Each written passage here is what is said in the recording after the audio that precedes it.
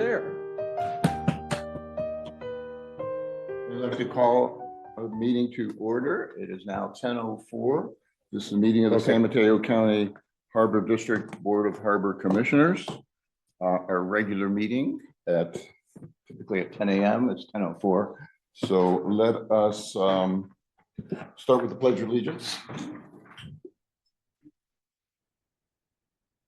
Allegiance to the flag of the United States of America.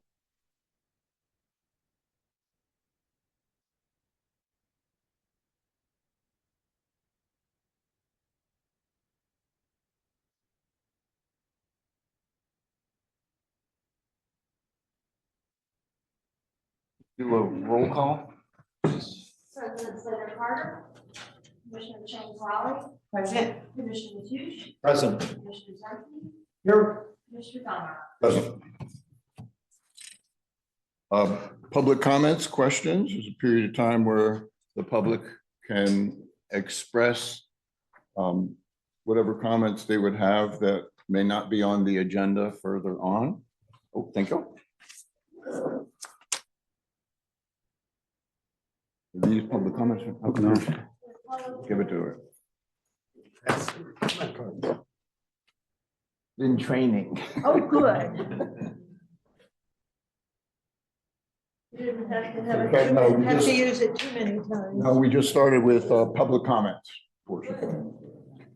You have one for not on the agenda. Okay.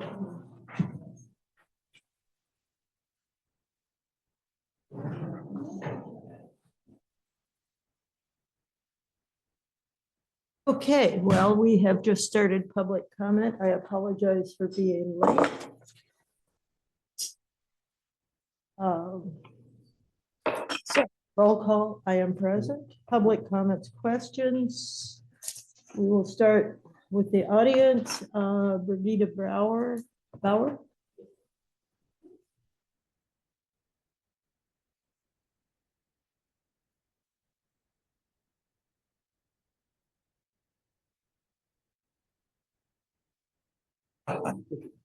I have hopes today.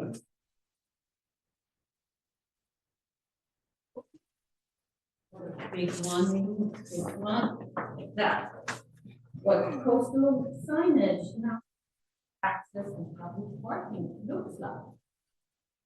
It's kept violating the coastal act until they could finally find $1.6 That one money went to the community that was in space trust. The new restroom that was built last year next to the RV park was funded partly by $213,000 from the Coastal Conservancy. It was from a fund. Someone had to unpredictably wrap in the harbor.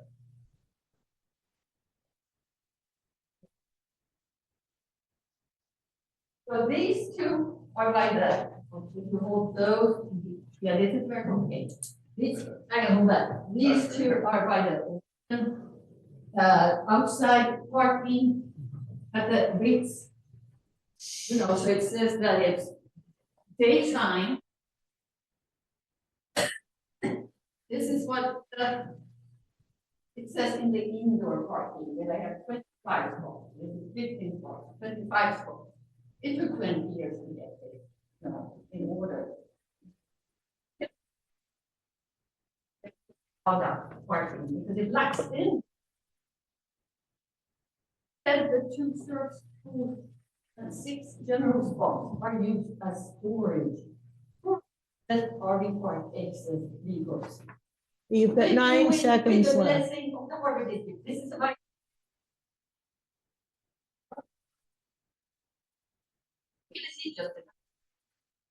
Anyways, the land belongs to the people of California, and they need it back now. Thank you. That's it. Thank you very much.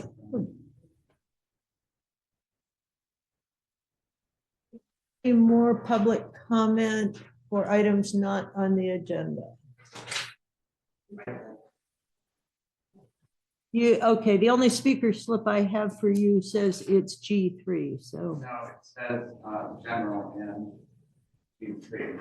I wrote it wrong. It says Public comment G3. Okay, thank you. You got, I will add the end. All right. Morning.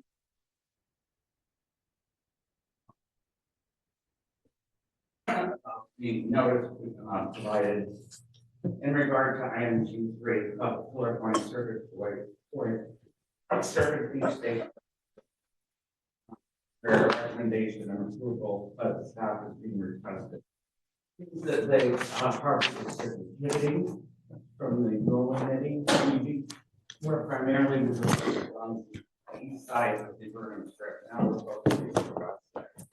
I don't think that a lot of people have knowledge of the plans regarding the west side, especially the RV park that now wants to install to generate revenue. This is on item G3. No, this is on public notice. So I don't think there's been adequate public notice. Great. A lot of material attached to the agenda. I sincerely doubt if everybody could go through all the material related to this. I think we should postpone it due to lack of public knowledge. As set forth in the Community Council letter of August 13th. This should be a stakeholder meeting that takes place in a transparent manner. And collaborative solutions are encouraged. I don't think collaborative solutions are discussed. I don't think that adequate public notice was given or adequate time to review the voluminous documents attached to this agenda. I mean, there's hundreds and hundreds of pages, including letters and comments presented at your meeting.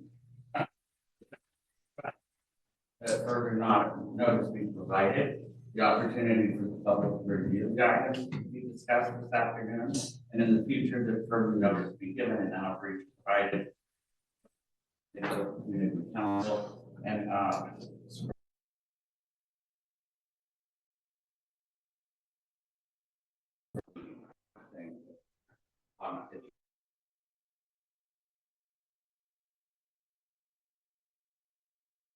Comments online. Okay, let's go to those. Dan Haggerty, go ahead.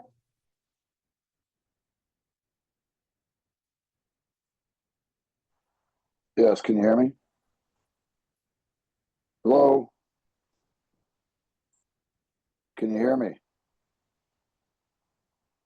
Dan, Hello? your Hello? time is running, so please start. Well, I want to confirm that you can hear me. We cannot hear you. We'll fix your audio. You fix yours up. Listen, I could not understand Thank you, we can anything. hear you now. I could not understand anything that was said earlier. I don't believe that the podium mic was on. These meetings have had audio problems consistently, and I think you need to, get on top of that. I don't know what the problem is. The audio has been corrected and we're ready to start. Okay, start Hello? over again. Dan, start over again. The audio has been fixed. Okay, I want to say, first of all, I couldn't understand anything that Brigitte said. I couldn't understand, it was very difficult. I don't believe that the podium mic was on, number one. Number two, early in the meeting, when it was starting, the audio just fades out. I can see your lips moving, but I can't hear anything on the Zoom end. The Harbor District has had audio problems ongoing for a long time. I think it's time that something is done and managed better. It's just not acceptable to not have full, transparent meetings so that you can understand what's being said. Everybody in the room and everybody in Zoom. So that's my comment. It's just not acceptable not to have good audio, and it's just been going in and out. I would recommend that you give Brigitte time again and test the audio to see, because I couldn't understand. I couldn't understand. I don't think I have a zip drive. Oh, I guess I'm getting interrupted in my public comment, which is another problem. I don't. Anyway. Yeah, I don't have that. Can anybody hear me? Or, I mean, I hear people talking. There. I can hear you, but we're not interrupting you. Well, people are talking and I'm hearing other people talk while I'm talking. It's another problem with the audio. It's just disrespectful to the community. I recommend that you allow Brigitte to speak again, fix the audio, confirm that it's working. I couldn't hear anything. I couldn't hear anything that Janet just said. So it might be that Thank you, time's up. Right along, we have one other public comment online. Young. Thank you. I wanted to say that Dan is absolutely correct. I just tuned in and I could not hear a thing from the speaker at the podium. And you guys have been using OWL. I don't know if you cheap out and won't hire PCTV, but you should probably consider hiring a professional videographer, because the owl doesn't pick up your room very well, or your owl is defective. I don't know which, but it's not very advantageous for recording your meetings with that kind of technology. I did want to compliment the Harbor District for having successfully pumped out the now I can't think of the word. Dredging the harbor. I wanted to ask about the smell at the beach now, if anyone could answer that question, because it does have quite a strong odor.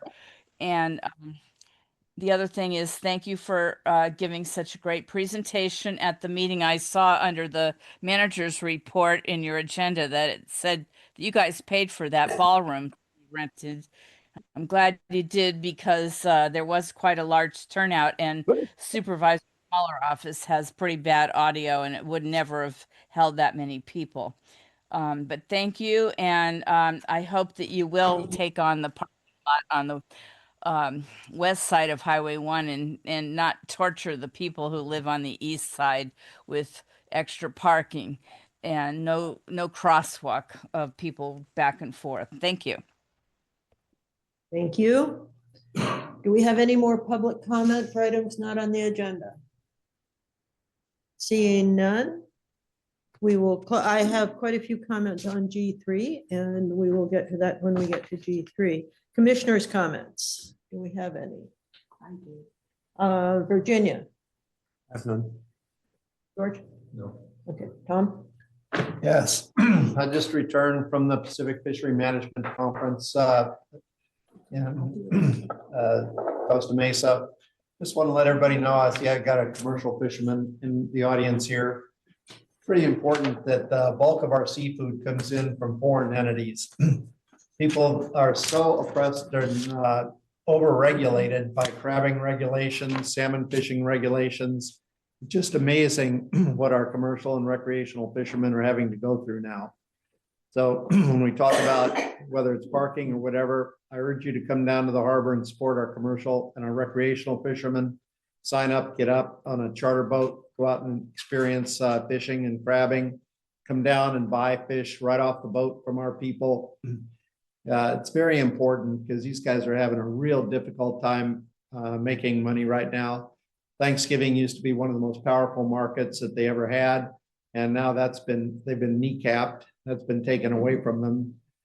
So anything you can do to support the fishermen in the harbor, they and I would certainly appreciate it. Thank you, Tom. Virginia? Yes, I just, couple of things. Trunk or treat on October 25th was a huge success. Thanks for the idea, Catherine. And George? And George, and to staff for making it happen. I don't know, I think we had 200 or 300 kids who came, so Obviously, it was a success, and next year, I think it's in our packet today that the staff is planning for next year. So thank you for. There's an agenda item on that. I know, but I I'll do it. attended, I was one of the cars, and it was a lot of fun. The other thing is I wanted to thank the board and the Harbor District and Jim in particular, for nominating me for the SDRMA board.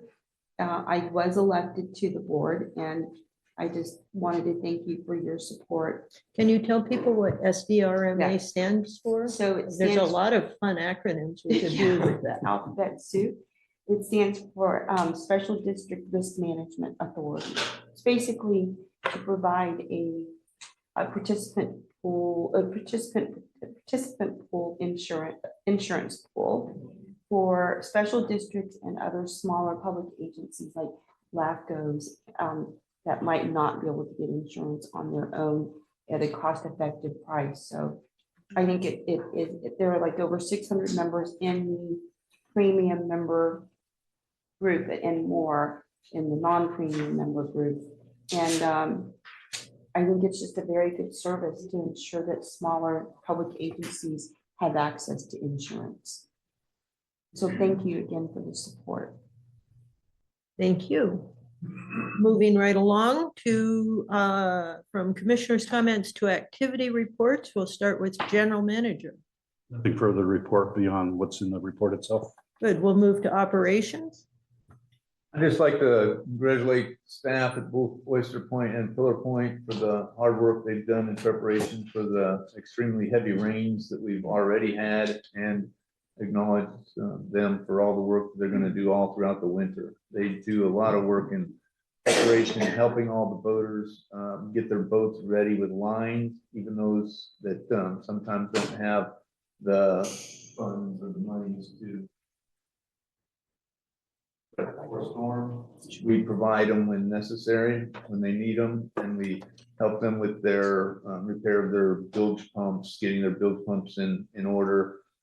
Staff actually, when requested to, they get on to help, get on the vessel to help in any way that they can. They just do an excellent job at both facilities and all the preparation, storm drains, clean up storm drain filters, etc. And that's been evidenced with the fact that we had very little issues during this last hard storm. Clear Point Harbor activity is still hovering around 90%. The launch ramp was extremely busy due to the opening of the recreational crab season. As Tom said earlier, Commissioner Mateusz said earlier, regretfully, the commercial crab is still not been able to open due to restrictions from the government, which is harming our commercial crab fleet significantly. We won't have any crab, regretfully, for Thanksgiving. Our staff at both Oyster Point and Pillar Point continue to also do routine maintenance to the facilities, and doing an excellent job in that respect. Our harbor master, assistant harbor master, Madrigal, deputy harbor masters Finch, Moore, Bloomer, and Abdallah received a commendation from the San Mateo County Fire Chief for their heroic actions in rescuing 3 people that were thrown from their vessel when it got caught in high waves and overturned. When our emergency jet skis got to the scene in that shallow, high sea area, the 3 persons that were thrown into the water when the boat capsized were clinging to the top of the boat. The staff were able to move in quickly, timing the waves, grab each of the people, the 3 people that were holding on to the top of the boat, and pull them to safety and get on our other rescue vessel. Within 5 minutes, as the fire chief says in the commendation, the vessel was completely sunk, crashed into rocks. So it's believed that these 3 people would have perished if it wasn't for the actions of our team. So congratulations to them. At Oyster Point, we're hovering around 70% occupancy. And again, the staff are doing an excellent job with all the preparation for storms and maintenance of the docks. We receive a lot of praise from our tenants for their daily activities. Our team at Oyster Point did participate in a Federal Aviation Administration mandated training in conjunction with the San Francisco International Airport. It was a exercise to simulate a plane crash in the Bay, and along with the U.S. Coast Guard and Sheriff's Office, San Francisco or South San Francisco Fire Department, our staff assisted with WETA to assisted with our vessels, with our emergency vessels, both in the water and on land. And Harbor Smith at Oyster Point received a commendation from the emergency management team at SFO. And along with obviously our training officer, Kerry Smith, who was heavily involved in it. Chair, if I could ask, on Oyster Point, do we have an estimated construction completion date on the ramps for 1 through 6 in the docks? We're hoping now by the end of April. So is the work going to be on kind of a hiatus during the winter season, or what's the? Right, I ask because I do occasionally go out there and just check, and it looks like progress. It's just painstakingly slow. Yeah, they're actually pouring forms now, and a lot of that has to, before they can actually pour forms, they've got to coordinate with inspectors. So that's what's kind of slowed down the process.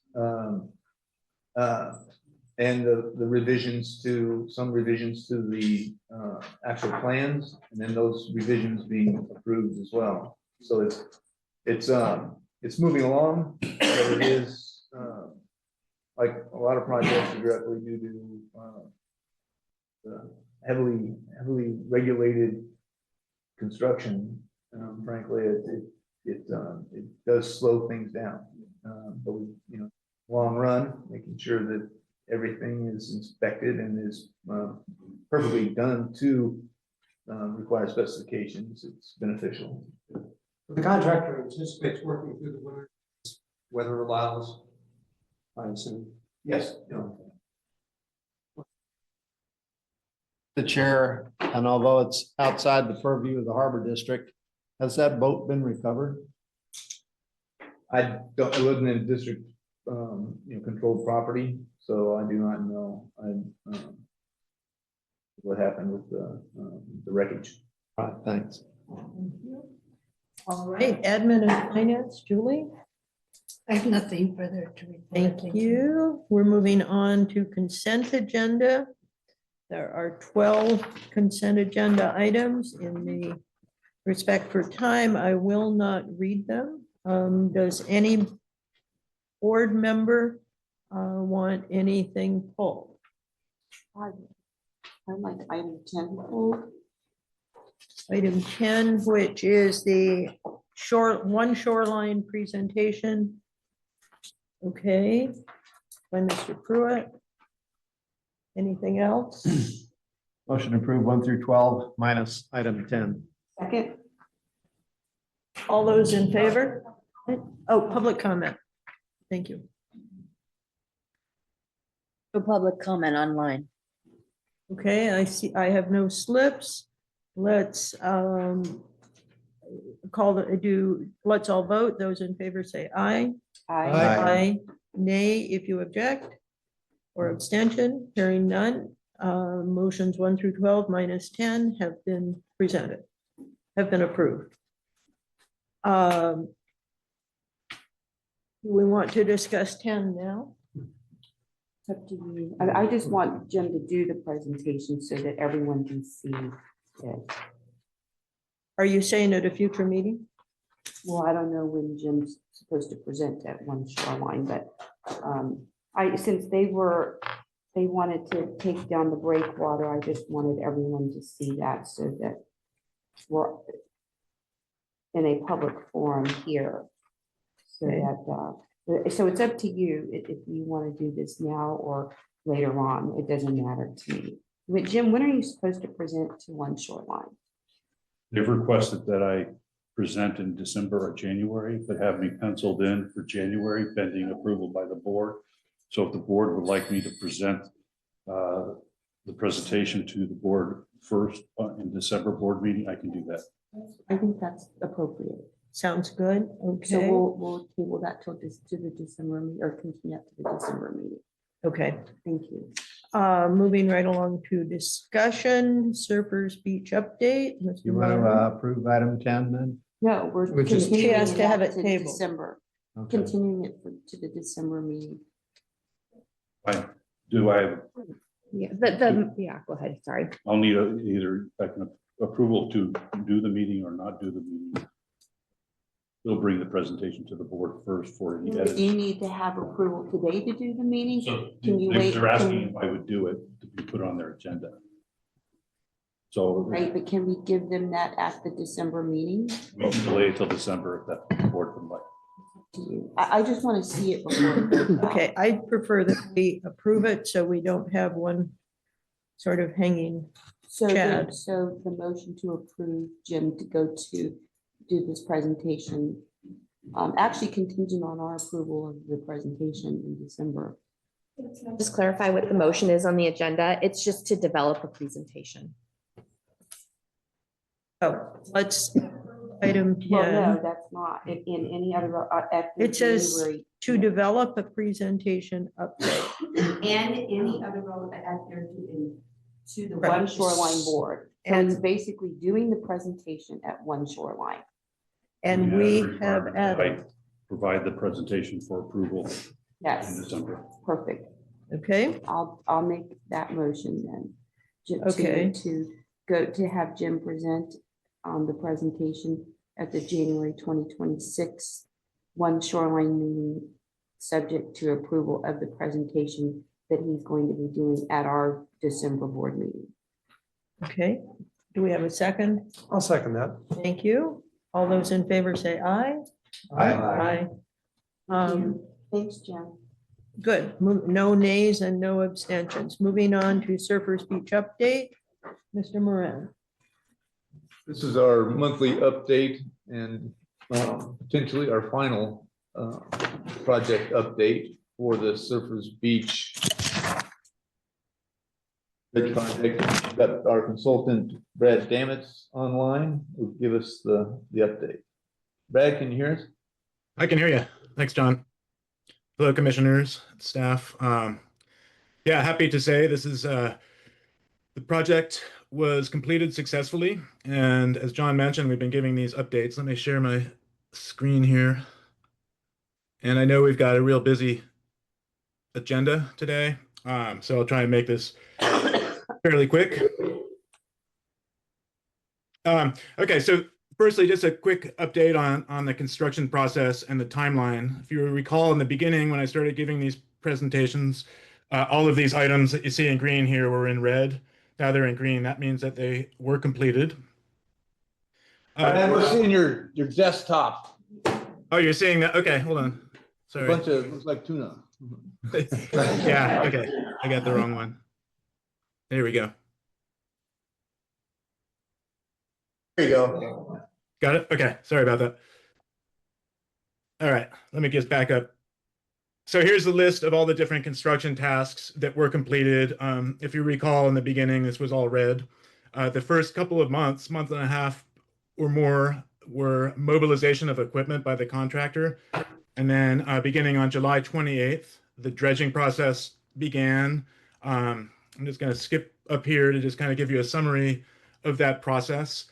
The dredging inside the harbor and the placement of sand at Surfers Beach, along with the final grooming of that berm of sand, on the beach was completed by October 29th, which was fairly recently. We had 96,000 cubic yards of sand that were dredged from the harbor's east basin, and I'll give you some more details on that in a minute. That's a very significant number, more than has been dredged by far in the history of the harbor. 80,000 cubic yards of that was pumped to Surfers Beach, with the remaining 16,000 pumped over to the west basin of the harbor for eelgrass mitigation. That eelgrass mitigation site was completed, and the eelgrass was successfully salvaged from the dredging areas and transplanted to the eelgrass mitigation site. And all of the construction and staging areas that were used by the contractor during this time have now been restored. And Vortex Marine Construction, who is a contractor, has demobilized nearly all equipment. I had to hand in this presentation a week in advance, and we were assuming, but they had a little issue with getting a permit from Caltrans to get a large piece of equipment out of there. So it's going to happen in the next couple of days. They did some repairs of the path with asphalt, and everything's looking good. We've had our construction management team go out there and inspect, and we'll have another final inspection once they get that last piece of equipment out of there. And another thing I want to just point out for this project is, as a pilot project, we wanted to learn about different methodologies, and this project kind of allowed for different techniques to be tried as far as moving sand from the harbor and placing it on the beach. And I can get more into that as we move forward. Okay, so here are the two primary dredging areas, and this is not the end survey, but I just wanted to show this so you can see where these areas were, the outlines in these blue dotted lines. So this is dredge areas 1 through 1A through 1C, that's the boat launch ramps. And then over here along the east breakwater, we refer to as dredge area 2. And between those two, as I said, 96,000 cubic yards were dredged out of there. So here's what it looked like before. This is a bathymetric survey, and this is post dredging. So I'm going to go through this a few times so you can see the contrast before and after. All these dark blue, that's deeper water, and you can see how the dredge got in there and made all these passes over the past couple of months as they were pumping sand. So that's a significant amount of sand getting dredged out of areas where it needed to get removed from. Here's a shot from a couple years ago on a low tide, just kind of showing the pre-dredging condition. You can just see that shoal of sand working its way out into the harbor, and the sailboat sitting kind of on its side. There's a lot of sand that had shoaled in that area since the early 60s when the harbor outer breakwaters were built. And now you can see it's a different angle. I used the Sam's Chowder House cam screenshot for this one because I think it shows a nice angle, but you can see how much of that sand has been removed. Over here, they ran into some debris and couldn't get that area out, but it's pretty astonishing to see the contrast there at the boat launch ramp. This is showing the placement of sand on the beach. This was at the end of October. They built a berm on the beach, and as part of the plans for the project, and this is something that we have been trying to message the entire time, we knew that that berm was not going to remain on the beach. The ocean was going to work it into the system, and some of it would move offshore, some of it would move down the coast. But this is kind of the final beach profile. You can see over here on the left how much sand is on this staircase here. They built that up to 10 feet, mean low water.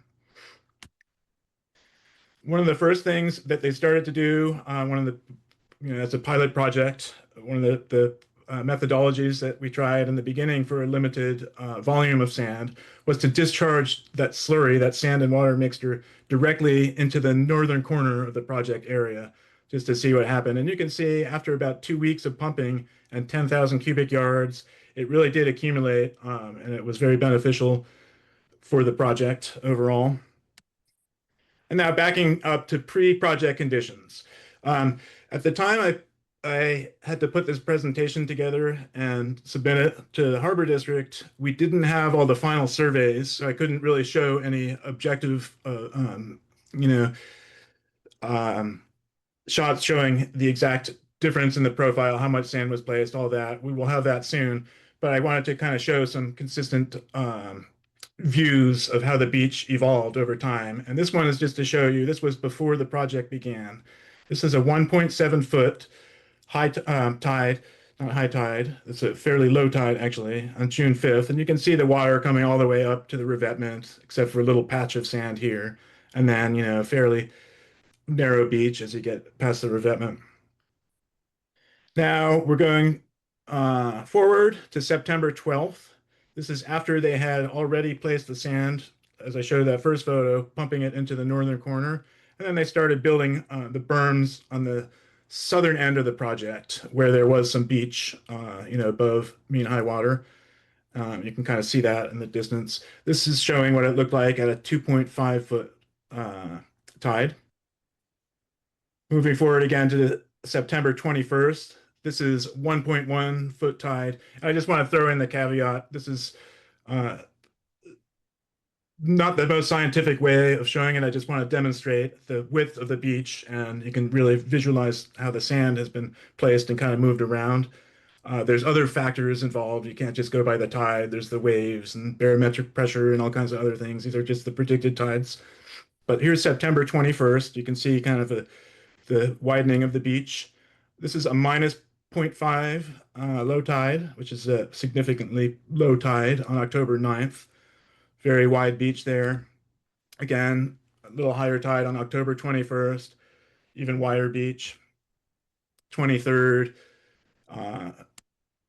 November 4th, the project had been completed. That berm up in the southern end corner had kind of been worked into the system by the surf. And this shows a different view of that berm over on the southern portion of the project at the end of October, once the sand had been pumped and the grooming of the beach had been completed. November 4th, you can still see that berm exists. This is before we had, fairly significant storm in early November. I've got a before and after. This is after that storm rolled through. And you can see there's no longer a visible berm up there, but we still have a nice wide beach profile. And these photos were provided by our lead engineer, Louis White. One of the other benefits that we've noticed from the project is the surfing conditions. So that November 6th, this is the November 6th swell that you're looking at, photos courtesy of Louis White again. What he thinks happened, and I agree with this, is that the primary surf spot off of Surfers Beach shifted towards the corner where it used to be a little bit farther south. And what we think happened is the south winds and waves from that storm kind of pushed the sand over into that corner area, and the waves are breaking like they hadn't broken for years, so that the local surfers were very happy about those conditions, waves breaking out farther. Another benefit of the project is that with the with the addition of sand into the surf zone, the waves were able to break farther out, so you have less of that reflection against the bluff and the revetment that happened before when the waves were just pushing all the way up, which will have a benefit for the one of the goals of the project, which was to address the erosion along Surfers Beach. Another nice photo of those waves over there in the corner. That's something that hasn't occurred for many years because the sand had been scoured out of there. Another benefit I'd like to point out, this is October 3rd, before they really got into the dredging in that corner by the boat launch ramp. That's the Deer Creek outfall, and that's the cause of many of the boat launch ramp closures over the year. That sand gets built up. This Deer Creek outfall drains a whole watershed up in the hills over many, many square miles, and it all comes out at this point. So when we get a heavy rain, that sand gets pushed out. You can see it's almost closed up with sand.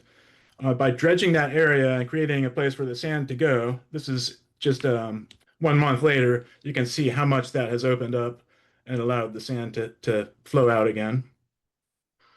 Another aspect of the project, it mitigates for damages to eelgrass by creating new eelgrass habitat. And I just wanted to show this image because a big portion of the work was done in the beginning of the project just for mitigation for our permits for the eelgrass that would have been impacted by the dredging.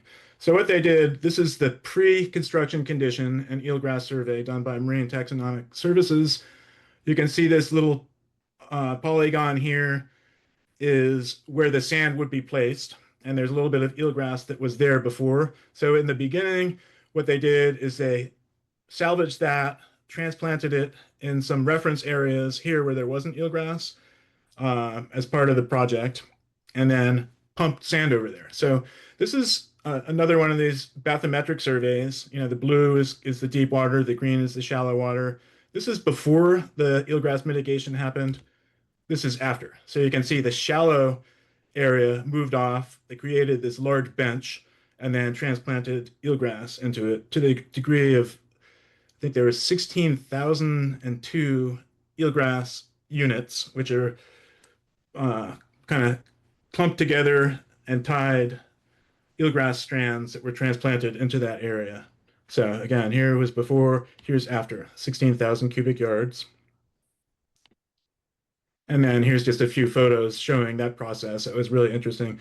That happened, that was done by Marine Taxonomic Services, and that was done end of August, early September, I believe. And now that the project has been completed, we're moving into our 5-year post-construction monitoring phase. So for a project like this being a pilot project, we want to study things like where does that sand move to? How does it affect the waves, the water levels and tides? How does it affect surfing and beach recreation? We've got some camera set up, and then visual observations are being done to kind of look at the how it's affecting the surfing conditions as required by the Coastal Commission permit. Looking at sediment sampling, so you can look at the grain size of the sand on the beach and how that's evolving over time. And then time lapse and other photography is being used to kind of evaluate this over time. And this is a very detailed monitoring program being completed by ESA. You know, we could give you an hour or more presentation just on that. If anybody's interested in having an update on that as the project moves forward, we'd be happy to come back and you know, Louis White or myself could come back and give a presentation of summarizing some of those results. And then just to wrap up, I just want to acknowledge a couple things about this project. So the Board of Harbor Commissioners took this project on as a harbor district project after the Army Corps of Engineers determined that they couldn't do anything about it after doing a long study. And I think they need to be acknowledged for it. Over that 10 years that we've been planning this project, you know, they've got a number of different commissioners have been involved.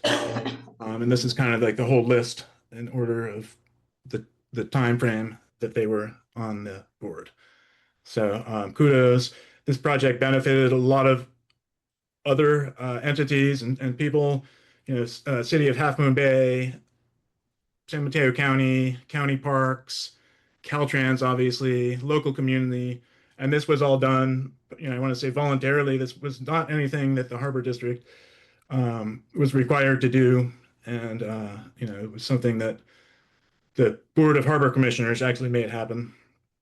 And Harbor District staff, you know, we have to mention that the amount of time that John Moran and Jim Pruitt put into this project over the past, you know, 5 to 10 years, it's pretty astonishing. Julie, Melanie, Boomer, Kenyip, all the people on staff really supported the project and it added an extra workload. And I just wanted to acknowledge that. Of course, Pillar Point Harbor Patrol, Chris Tibby, Dante, the whole crew, they bared the brunt of a lot of the issues that came along with this large construction project in the harbor. It was a very delicate process. We had to deal with the boat launch ramp, a lot of events at the project, squid season, all kinds of different fisheries. You know, it was just a very complex project, and they did a great job kind of handling it, communicating with our team and the local community and public. And then the team of consultants that we had to work on this project was also kind of a dream team. We had ESA, Louis White, who was the lead engineer, Ann Borganovo and Mario. Also from ESA, Joe Hill Consulting, we had a whole team of construction inspectors and managers who helped us, including Terry Beckett, who was on site, most days, at least several days a week to deal with this project. Ocean Protection Council, this wouldn't have happened without our almost $3 million grant from the Ocean Protection Council. So just wanted to acknowledge that. And then the contractor, Vortex Marine Construction, they were very cooperative and working with the district in addressing some of these issues with the public and the noise and the disturbances to the use of the path at times, and even the opening of the harbor entrance. And last but definitely not least is the community members, who also were very vocal about having this project happen for decades. Brian Overfelt really made it his mission to kind of put pressure on Harbor District and others to move forward with this project. So just acknowledging all of the different people who made this project happen. It wasn't an easy thing, and it was a lot of work, and it was expensive. I just wanted to kind of throw that out there. And then finally, I always keep this up. The Harbor District has a great Surfers Beach webpage with virtually all of the background reports, permits, every aspect of this project, and we'll continue to update that as monitoring results come in and any other information comes in. So with that, I'd just like to thank everybody, and I'll hand it over for questions and comments. Thank you, Brad. I'd just like to make clear to the public that this project, as Brad said, has been in the planning stages for 10 years. So congratulations to our current board of harbor commissioners that finally pushed it, where it was able to finally push it over the line. The district did fund this project solely by ourselves. We're the ones that paid a grant consultant to reach out and look for funding assistance, and the district's efforts are what led to us getting the grant from Ocean Protection Council. So we got no help, if you will, from the county or from City of Half Bay or anyone else as far as funding goes. The district paid for this project with the grant that we got solely by ourselves under the leadership of this Board of Harbor Commissioners.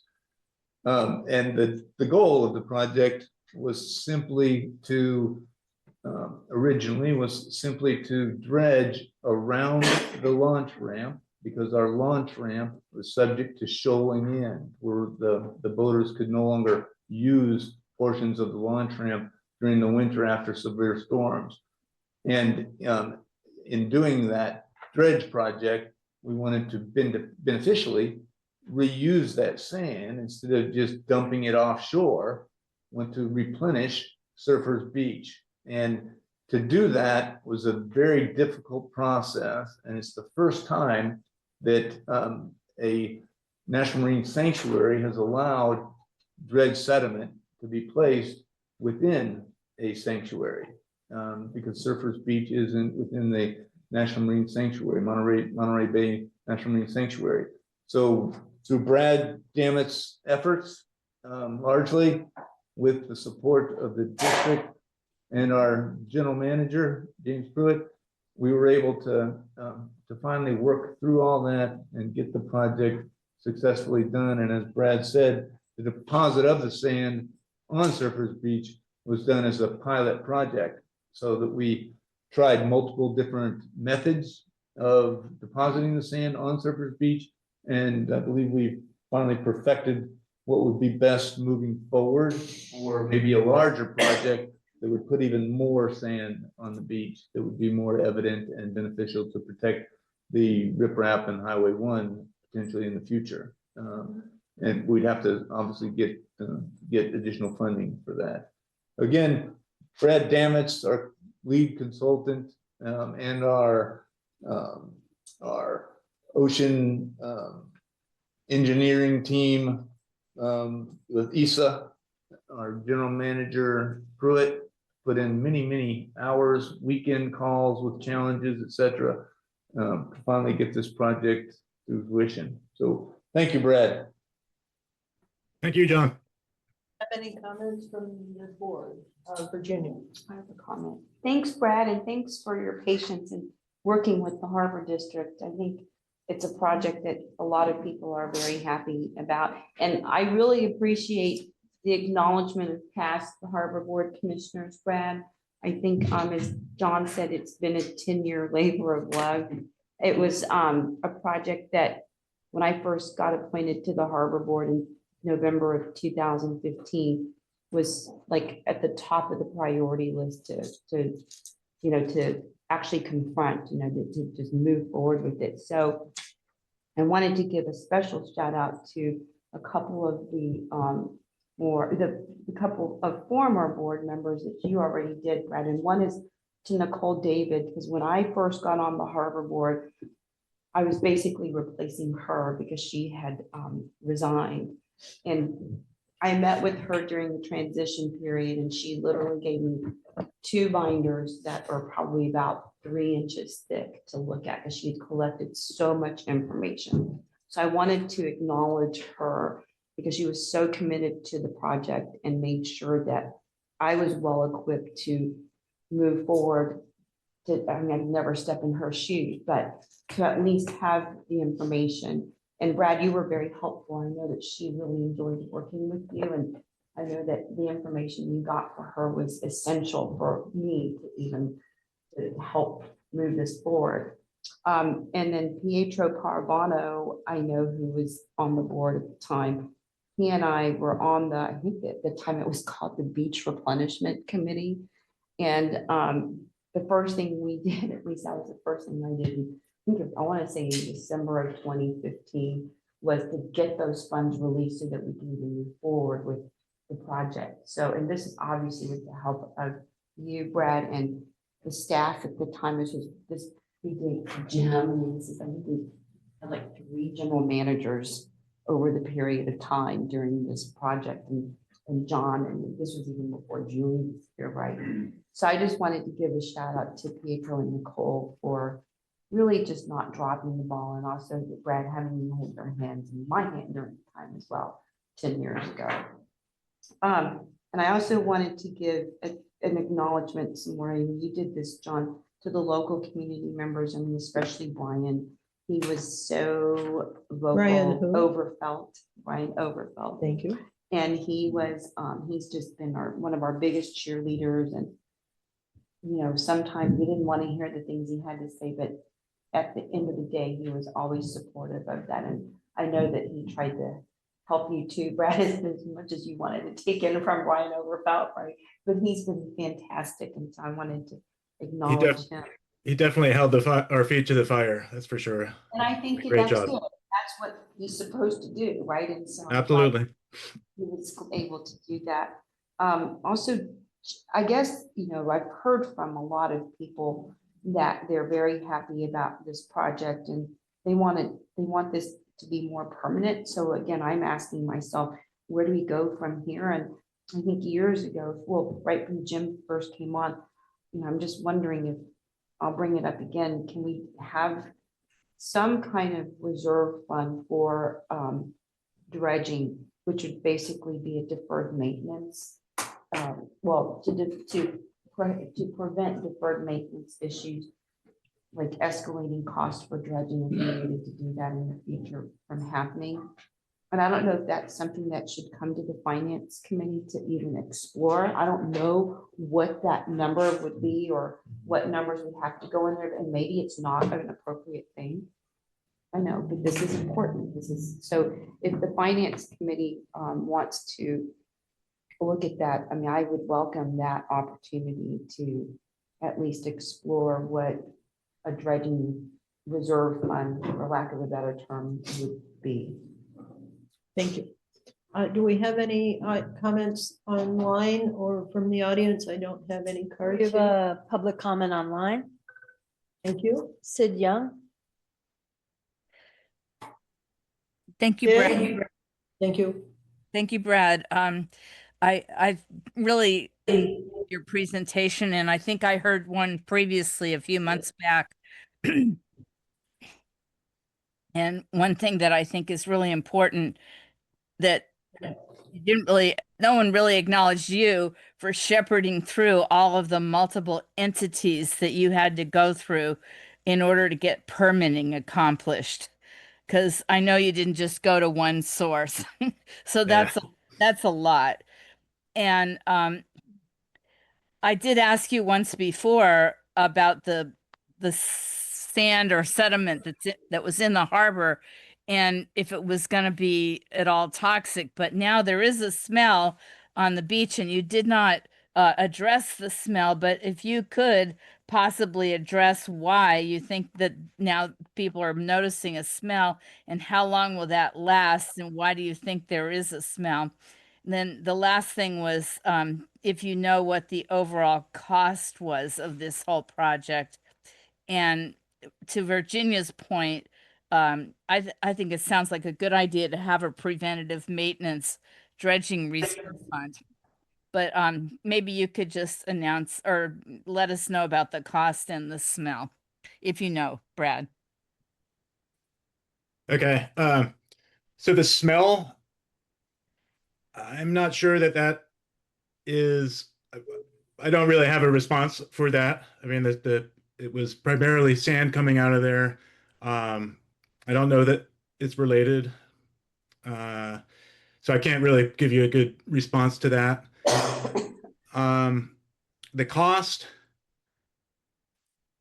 off the top of my head, that's also one that I'm not going to be able to do, but we did do a detailed analysis of the planning costs and the construction costs. And if you contact me directly, I can pull that together and get it for you. I know maybe John can chime in on this, but it was Construction and design engineering over the last 10 years, pushing right around $6 million total. most of that obviously being construction. President Slater Carr, if I may. Okay. The smell is one thing, but the sand being placed on surface beach from the harbor was tested prior to pumping and during the pumping and after the pumping. It's been determined by those testings to be clean. Thank you. Of any bacteria or just basically the bacteria that in the harbor.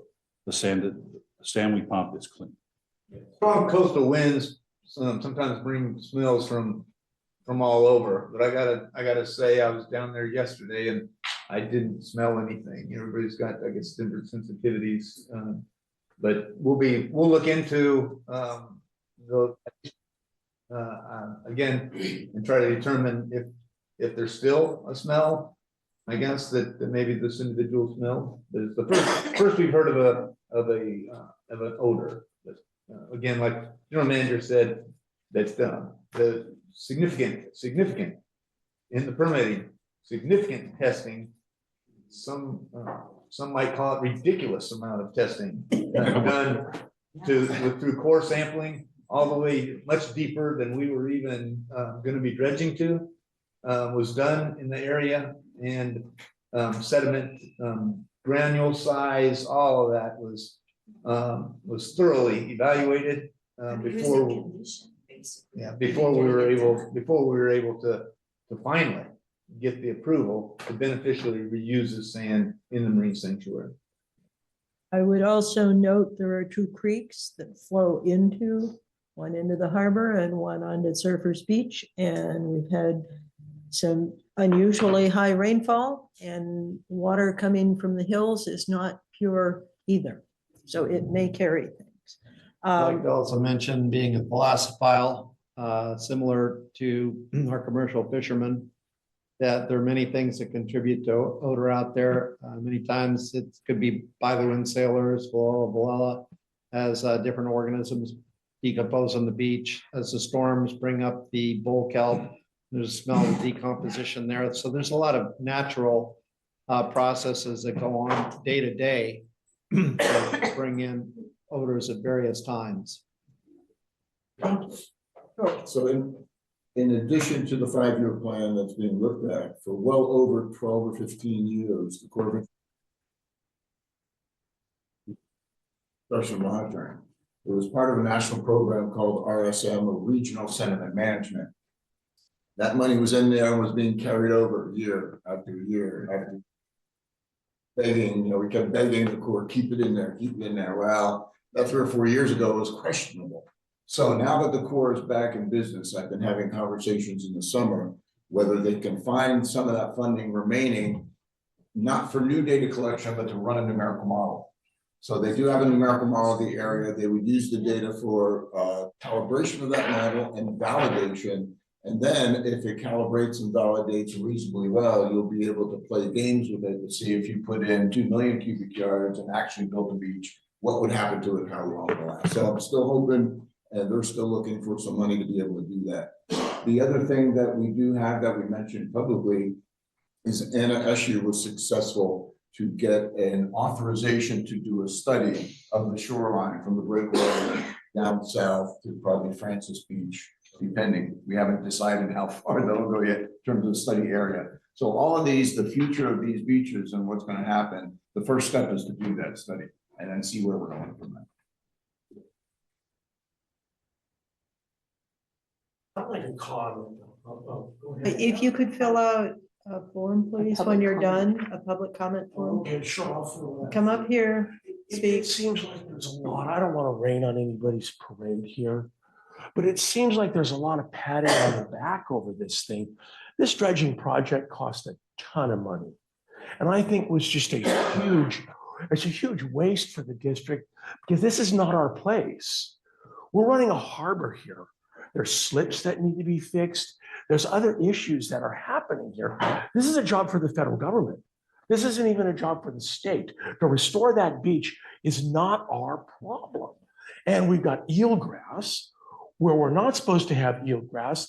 And there was a nice little path that went from the launch ramp and connected over by Sam's Chowder House and over to the other side of the breakwater. That path is gone now. I mean, that little walkway is going to be gone. It won't make it through the year. Who's going to repair that? The dredging companies, they come in, they collect the money, and then they just beat feet out of town and leave the place worse off than it was before. As far as the smell goes, that's a natural thing. You guys tested the soil. I'll buy that. That's a natural occurrence. Whatever was in there is going to go away. But I think that some of this stuff, we shouldn't be patting ourselves on the back. We should be asking the question. Years ago, there was a general manager. His name was Don Galuzzi. He could have filed the paperwork for maintenance dredging and done this years ago. But the fact is, he didn't do it. And it cost us millions of dollars. And now we're in this situation. I'd almost like to know, what's the general manager not doing today that's going to cost us millions of dollars tomorrow? Thank you, guys. I wouldn't want to comment on that one, but thank you. Oh, sure. It's for our record so that it. Of course. Sorry. I saw another hand, please.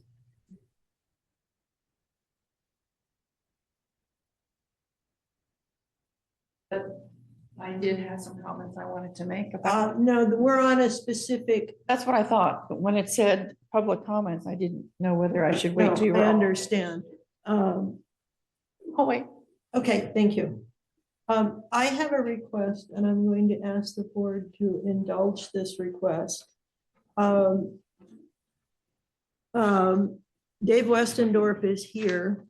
He is the last item on the agenda. And I would very much like to move his agenda item to the next agenda item. There are issues that I won't talk about here, but it would be a very kind gesture on our part. So do I have any objections to moving what is item 12 on the agenda, but listed as item G5 on the staff report?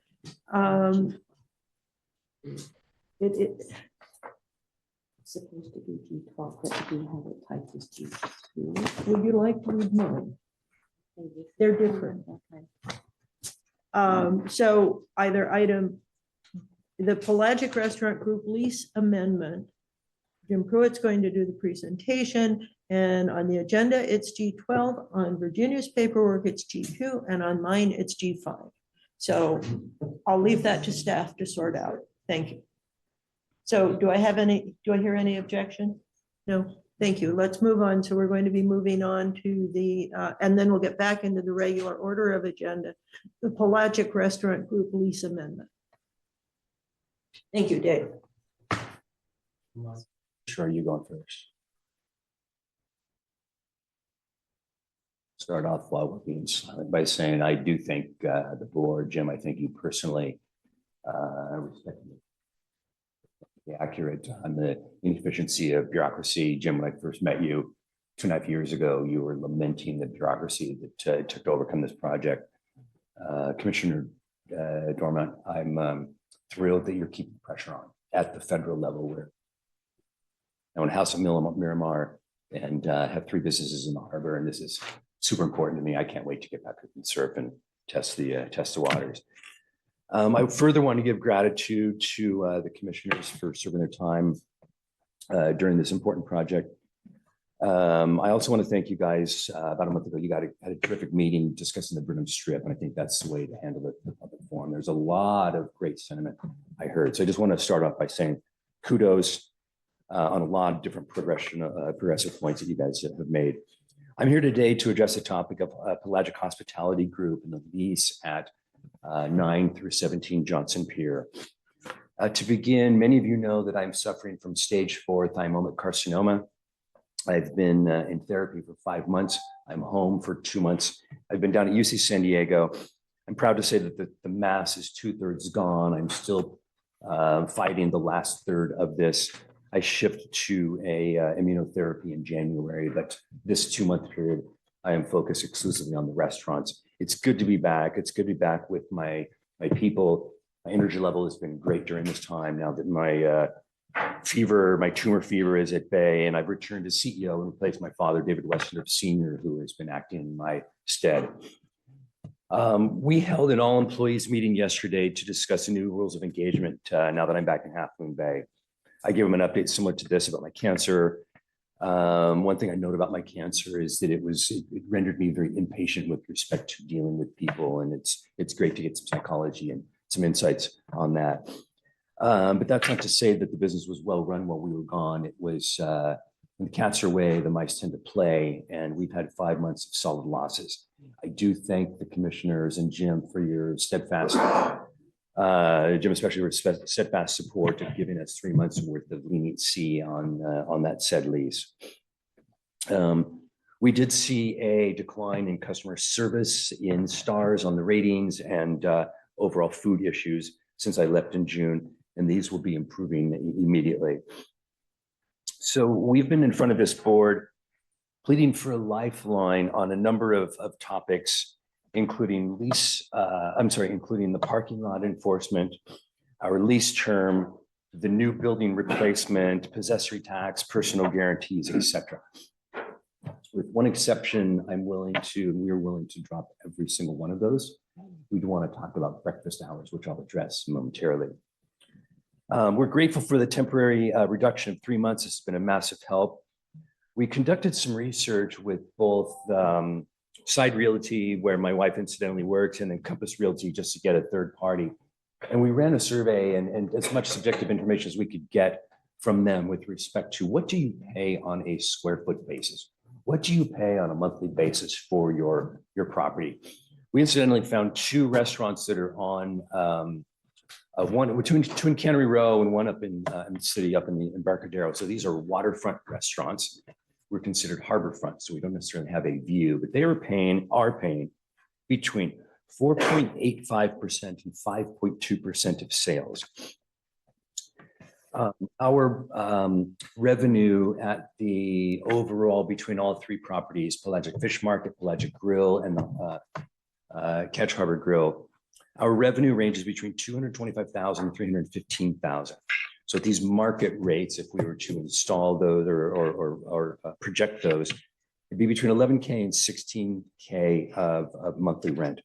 So we're kind of in the ballpark here with respect to the leniency that you gave us for those 3 months. And I believe we are very much in the market price of that. So we propose that we remain on these terms that have been temporary and extend them. We are not we're not requesting to make them permanent. We understand it's a long lease. We're looking for a year's worth of leniency going into this next 12 months. This would allow us to actually remain in business. We're going across every one of our suppliers, linen, food suppliers, dry goods suppliers, and then the harbor is included. We bit off more than we can chew. And after 5 months worth of losses, we do not want to have to close this business. I personally don't want to have the reputation loss. I don't want to have the personal financial loss. I'm committed to making this work. I asked your partnership in helping us get this across the line a year from now, end of 2026. Let's all go celebrate that we have more mass moved out of the sand in the harbor dredging from federal funds, and a place where we can all dine and toast each other to celebrate that. So I thank you.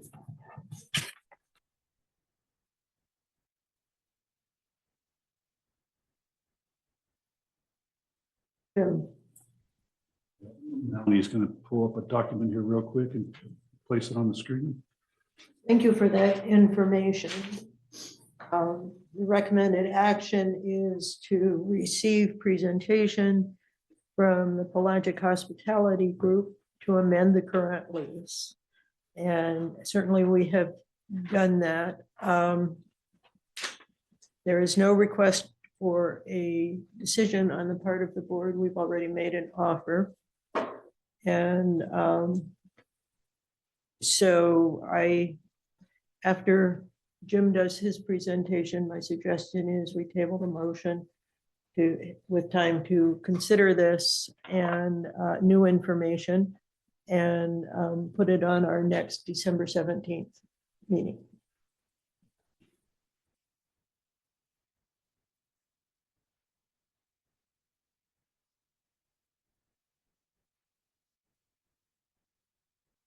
Good afternoon, or good morning, President Slayer Carter. This is a request from Pelagic's Hospitality Group for rent reduction. This has come before the board before, and the board did meet and consider and directed me to work with Pelagic and to provide some sort of rent relief, but also some kind of return or compensation for that rent relief.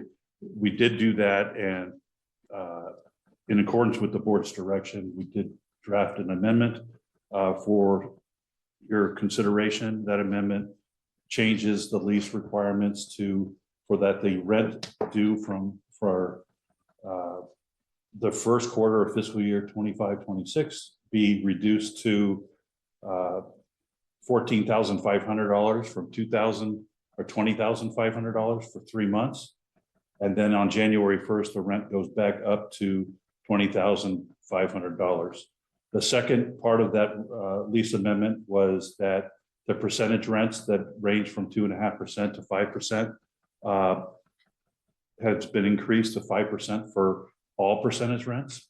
That percentage rent is only applicable if the restaurant exceeds the monthly rent of $14,500. And then the final one was that the board wanted a second letter of guarantee from Pelagic Hospitality Group, and that has also been drafted and is part of this amendment. My recommendation is that the board approve the amendment in accordance with their direction for the months of October, November, December. And then if the board wants to bring this matter back to renegotiate or to consider past January 1st, I can bring the matter back to the board next month for actions after January 1st. But I recommend the board move forward with the amendment to reduce the rent for 3 months to $14,500, increase the percentage rent by 5%, and require a second promissory agreement from a second officer of the Pelagic Hospitality Group. I'll make the motion. If there's a second, we can have a discussion among the board, but I agree with that, Jim.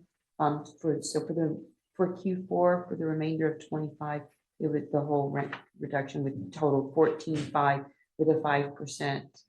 For quarter one of fiscal year 25-26, or no, second quarter. Yeah, second quarter for the fiscal year, Q4 for the calendar year. Yeah. So I'll make that motion. Do we have a second? I'll second that. Thank you, Ben. Okay, any comments from the board? Before we vote, from the audience, before we vote? Okay, Thank you, Sid Young, Moss Beach. I would like to see them be sympathetic to the health situation of the owners, knowing how much effort and energy and expense they put into sprucing up those previous businesses down there. Nobody wants to see an empty storefront. And in the Trump economy, not going to see an immediate increase in business anywhere. Everybody's on financial diets right now. I don't go out to dine as much as I used to. And I bet a lot of other families aren't either. So I think you should look into helping them as much as they can. They didn't foresee a health tragedy like this. But on the other hand, please help them out with the parking. I think it's ridiculous that fishermen or people come down to the harbor and go out on a boat all day are going to park right there by the restaurants. Maybe you could at least help out that theirs can come and not the people the restaurant parking spaces. I don't know what about it. I guess that park full of cars. thank you. Are you done, Sid? Okay, moving to the vote then, to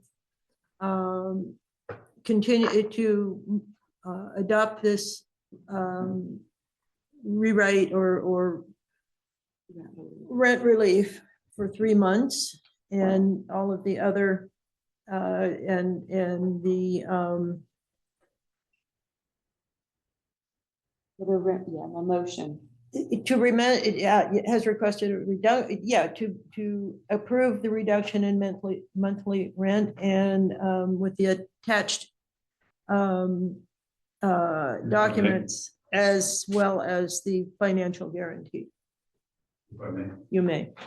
Recommend the motion of approve the amendment to the lease between Pelagic Restaurant Group and the San Mateo County Harbor District dated November 10th, 2023. So that's the amendment that you're approving that lowers the rent, increases the percentage, and requires the Personal guarantee. Personal guarantee. Right. So my recommended motion again is for the board to approve the amendment to the lease between Pelagic Restaurant Group and the San Mateo County District dated November 10th, 2023. That November 10th, 2023 is the original. Just to be clear, that will be for the remainder of Q4 on the calendar in the calendar year. This is only to the end of this Well, year. the amendment expires on January. Right, I know, but I just want, that was included in the motion that I made. There's a very specific time frame. So the amendment is for the second quarter for fiscal year 25-26. And all those in favor say aye. Aye. Opposed, abstentions, motion carries. Thank you, Dave. And so now we're moving back. The board wanted to bring this back next. I'd like to see this So what on, direction would you? I'd just like a progress report. I'd like to know.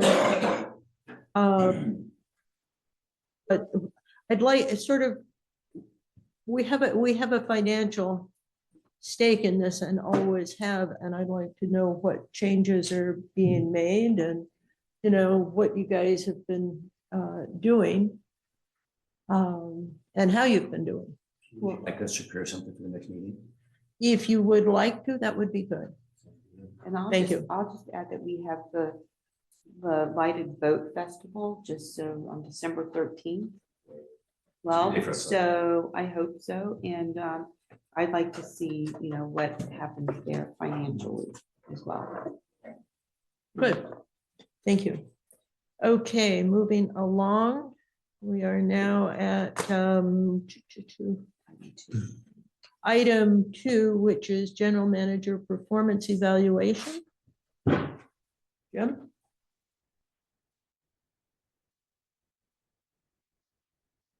Half of the president, I'll present this.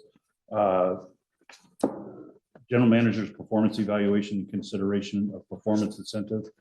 My contract requires, and it's good general practice, to provide a performance evaluation of the general manager on an annual basis.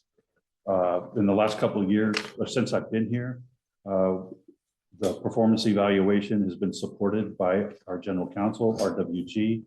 The president asked to look into Voucher Law, who specializes in human relations and employee matters, to conduct my evaluation on behalf of the board or assist the board in doing that.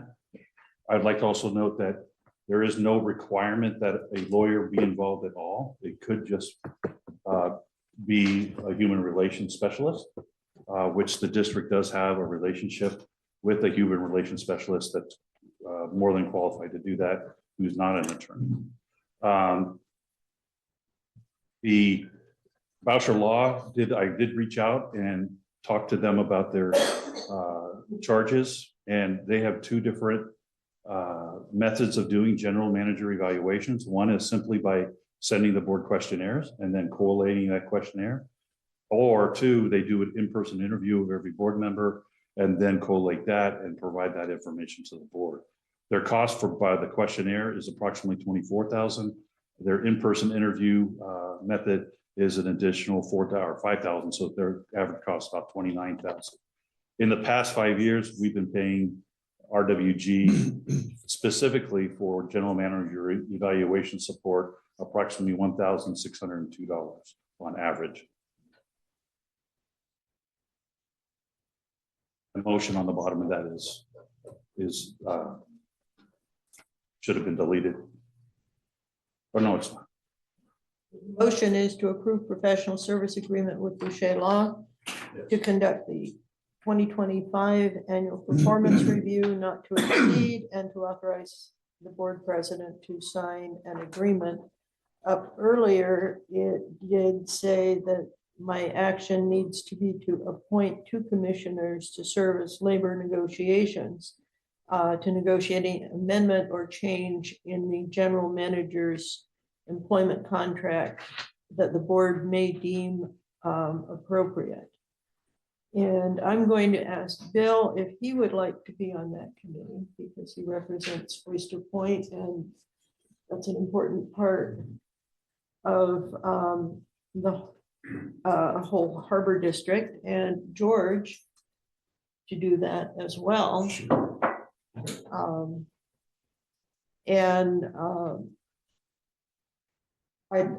So that's my request of the 2 board members. And do we have comments from the board to give to them in their duties being on the performance evaluation committee?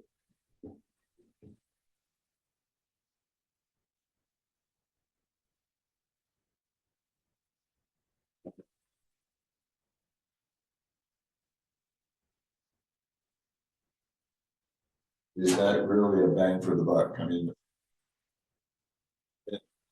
more than 10 times the cost. I'm not seeing it here. Well, no, you're not, and I suggest you investigate that.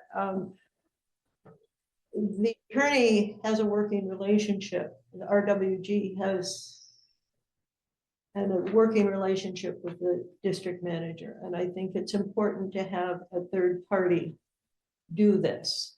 There are vested interests and stakeholders, and if we're going to do a good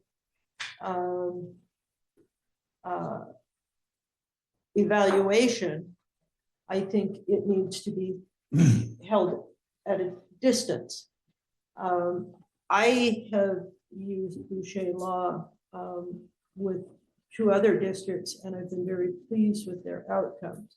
If you want to hunt and find a human relations person at a lower cost, we are not bound to Boucher Law.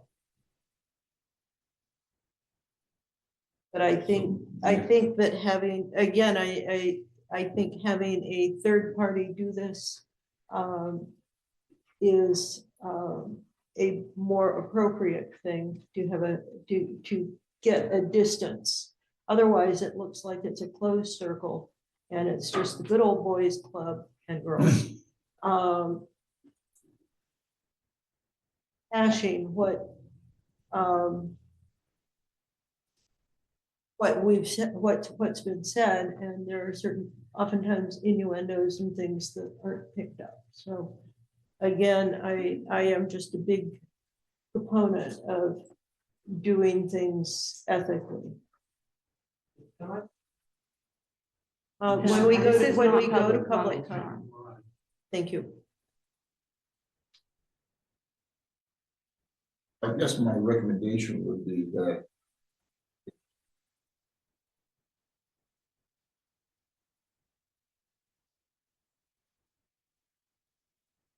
Financial part to it. financial part of it. Exactly. Give us the opportunity to find out their value for that kind of money spent. I mean, in the last 5 years, I've been here, what, 3 of the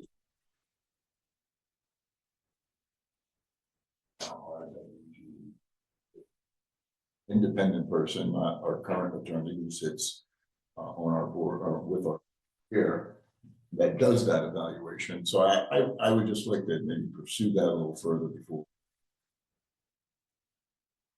Thank you. I'm fine with that. I mirror. Okay, so all those in favor? Excuse me, Oh, sorry, did you ask if there's any other comments from board members? I'm sorry, Tom, no. Okay, I'd be And we voting, also have an audience member I'd be who voting wants to against speak. this absolutely entirely. I find this presentation egregious. I'm gobsmacked by this outrageous consideration. What I would do is offer a motion to approve professional services agreement with RWG to conduct the 2025 annual performance review of the general manager not to exceed $2,000 and to authorize the board president to sign such an agreement. Virginia? No, I mean, I'll second the motion just to get the discussion started, because I think it's important for George, especially since you're the newest member of the board, to understand what the process has been like since I've been here, at least. I mean, I completely agree with Catherine about making sure that there is neutrality in terms of who might have a stake in keeping the general manager at arm's length, right? And so the process has been that we've had the review questionnaire for every board member to fill out and complete. And it's been given to the, I guess, Tricia, you can chime in on this, a clerk probably at your firm, the paralegal, just to synthesize the information, but no summary, no recommendation, and no opinion. And it's been given back to the board for our deliberation. And in many cases, without counsel, it's just among the board members in a closed session, since this is a personnel evaluation, right? Or personnel matter performance evaluation. And not even the general manager has been in that room, so that we could have a clear and unaltered and, I guess just deliberations amongst ourselves, very honest and open deliberations. So that's been the process without interference, but I understand the need for neutrality. So that's why I'm kind of torn. I would be glad to have the committee look at this and give their recommendations, but I totally agree with you, Tom, that, you know, we need to do this as cost effectively as possible. So I'm kind of torn, but I don't want people to think that there isn't neutrality here, because really we've been trying to keep just this performance evaluation within the board circle until it's ready to be released into the public. So and the general counsel has not been involved except for just that one. Yeah, we're basically collecting it and making and synthesizing it. And when I mean by synthesize is like, we might have seen the similar comments, and so she'll or he, I don't know who does it in your office, will put all of this, group all the same comments into one, you know, under the evaluation scale. So there's very little hands-on involvement from general counsel, but I do understand that the need for neutrality. So I think that, I don't know, Tommy, I mean, I think that we should, if you want to withdraw your motion and just have it go to the professional committee or the performance evaluation committee first and have them come up with that too, since they're not as familiar with the process. But I'd like to advocate for next year, this process starting in October rather than November. And then there's not a shred on here that I could support Boucher or Boucher law at these rates. I'd be totally against Boucher law in any way, shape, or form. I'm going to leave my motion to my fellow commissioners with RWG. If the HR committee wanted to say, we'll put it to an HR person that can do it for far less than $1,600, I'd be open to that. Well, that's not the But HR committee. at this point, I've got to absolutely 100% vote against anything to do with Boucher law in this event. So let me make so that I'm clear, they are not the HR committee. Bill and I are the HR committee. Catherine has just appointed Bill and George to deal with the performance evaluation. Is that correct? That is correct. I will say, I think it's important for this district, and it has been, but I think this is a holdover from days past, to be very professional about our HR and contract and public relations in regard to our both the board and the general manager as well. There are many, many laws that are changing. There's a whole new Brown Act with many new considerations that has been put in. And there are many other things going on in Sacramento that affect employment. And I don't want us to be riding on the past assumptions when so many around us are changing these. And I think it's important for this board to be up to date on our HR practices, not only with our crew, but with our management. And so that's why my recommendation is to go outside of RWG. They have a vested interest because the corporation works directly for us, not just a person. And when that's the way it works when you're working with a large corporation. Not challenge, but not warm and fuzzy feeling is that we are the ones who decide the job performance. Yes. So this 10,000 or 29,000, basically a high priced facilitator that accumulates the information, gives it back to us. We have to make the decision.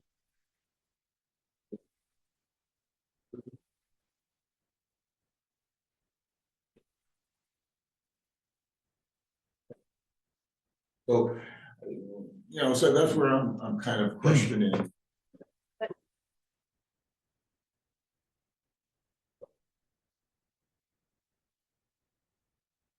Probably. Maybe that we need to Maybe. I believe we don't want a firm with a vested interest and a vested relationship with our general manager. We've got potentially two. Okay, I could buy that. I could buy a third party looking at it, but I'm not sure.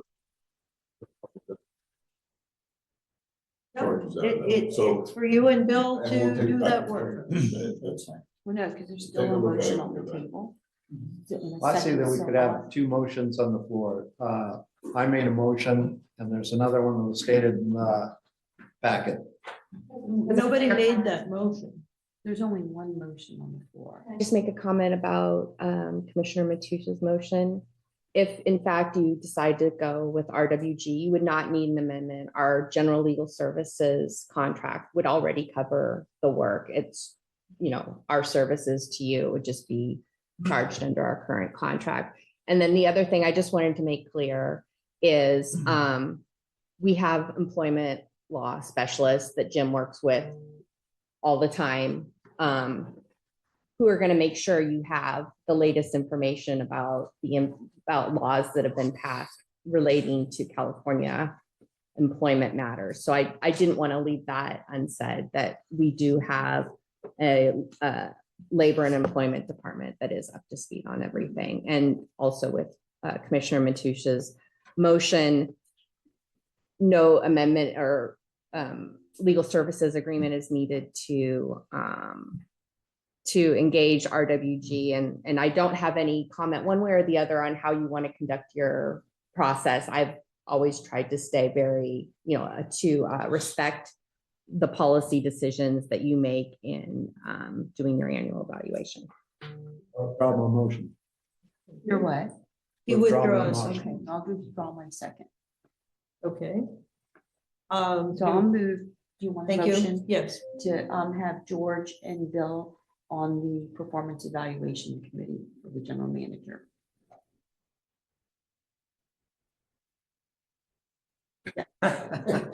Just, All those in What's the favor? timetable? yeah, Commissioner that was my Sager. other thing. That's It's in your complete authority to Oh, to basically appoint. assigning an ad hoc committee. Right.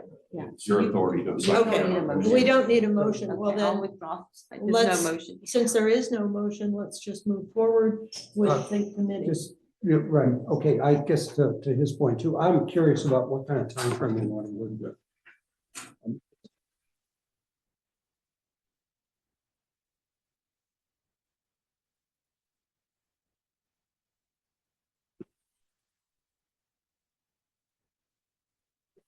You're not required, to. You can have it done in February.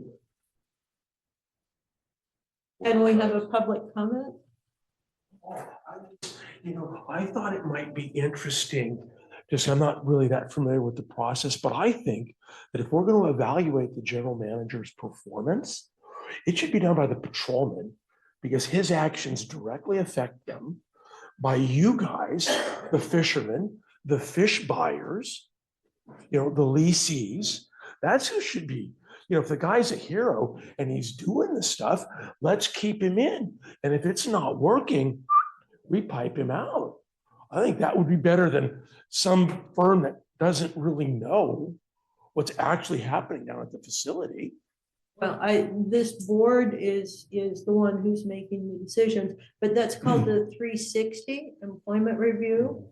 And certainly it can and Should have some be people, at done, least with but patrolmen, because they're affected by this, by some of the decisions that are made here. I think that adds even more expense, but I appreciate your comment. Okay, all right. I mean, It's not free and it takes time from the duties of the men who are doing such an excellent job. They got a So, box on their way. I'm sure that's something Bill and George can toss around in their committee discussions. Thank you. Okay, moving on. Okay.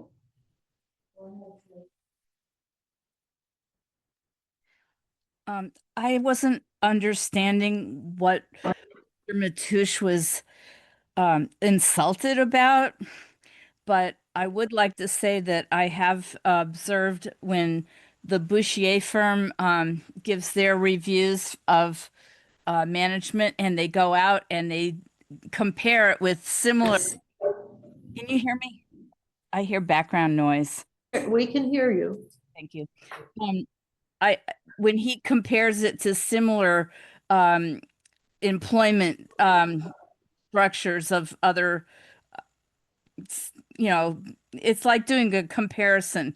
And they come back and they will show the different prices of what sorry, I'm really having trouble with my words today. Salary ranges of that type of management would have, and it's a very thorough process. And I think it does put clarity onto what the person is worth, what their job duties are, and it's not just a hey, good old boy kind of a review. So I'm not sure why Tom said that he was upset or insulted, except that maybe he already just thought the other firm was doing a good job. But it doesn't hurt to have an arm's length transaction. Thank you. Thank you. Any other comments? Okay, thank you. Moving on to the Pillar Point Surfers Beach Safe Parking Project.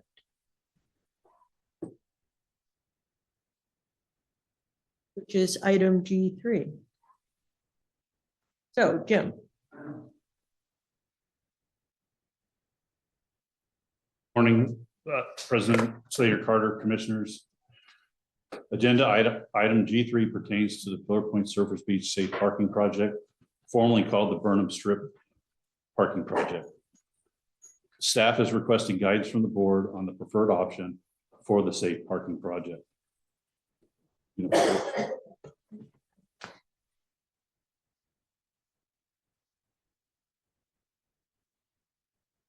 Again, the staff's requesting board receive this report and provide direction. The direction staff is looking for is guidance on is whether or not to continue with the planning and engineering of a parking lot on the Burnham Strip, or should we shift based on new facts to a new option west of Highway 1. If the board decides we should pursue the west side option, the board is simply authorizing staff to begin the process, to develop plans, conduct the studies, to include traffic, planning, environmental, etc., and host public meetings and workshops. Once all that information and data is collected, staff will return to the board for a final decision at a later date on whether or not to execute a contract to actually construct the parking area. Staff is not requesting the board to make a final decision today. Staff still needs to complete the studies, the workshops, the outreach, the engineering before we can bring any idea forward to the board for final decision. Just like the Burnham Strip idea, the board authorized staff to pursue the idea of a parking lot on Burnham Strip to include the planning, engineering studies, and public meetings. But as I will discuss later, as staff work that process, new developments have made the Burnham Strip option less attractive to address the parking needs of Pillar Point Harbor. It's still a viable option, but there will be challenges in executing that option.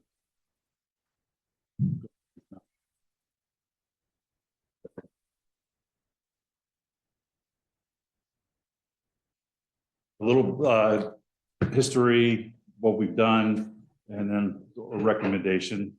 Multiple times a year, again, the parking lot is exceeded on these occasions. The shoulder of Highway 1 is used as an unofficial parking area.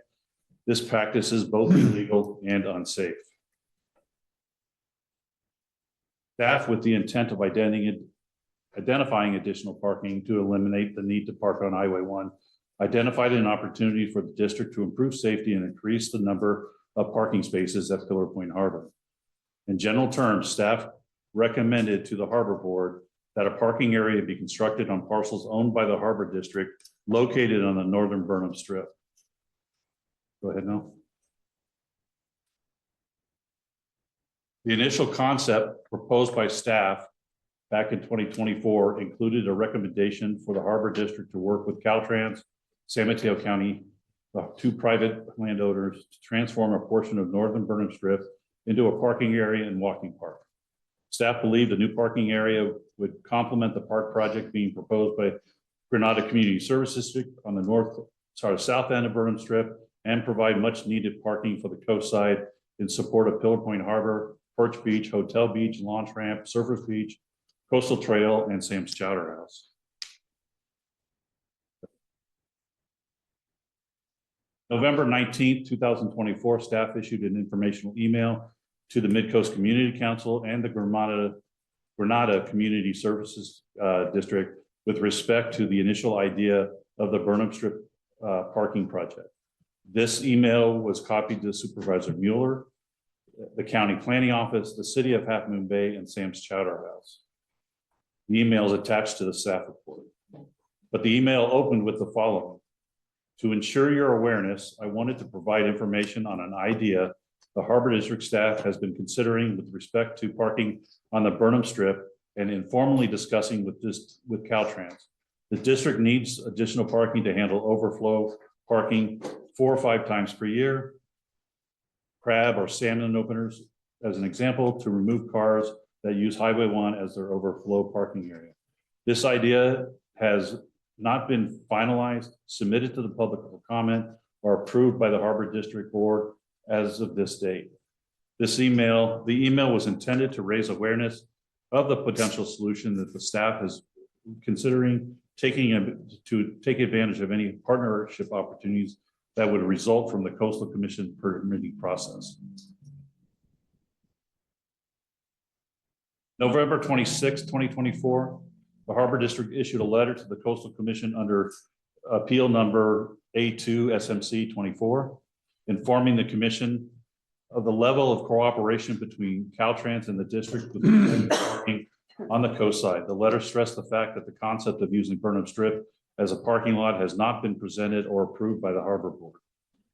Again, it said, if after public comment is taken, the Harbor Board concurs with staff's proposal to pursue construction of a public parking area, the Harbor District will require the support and partnership of Caltrans, the County of San Mateo, El Granada Community Services District, Sam's Charter House, and the public Pillar Point RV Park leasee.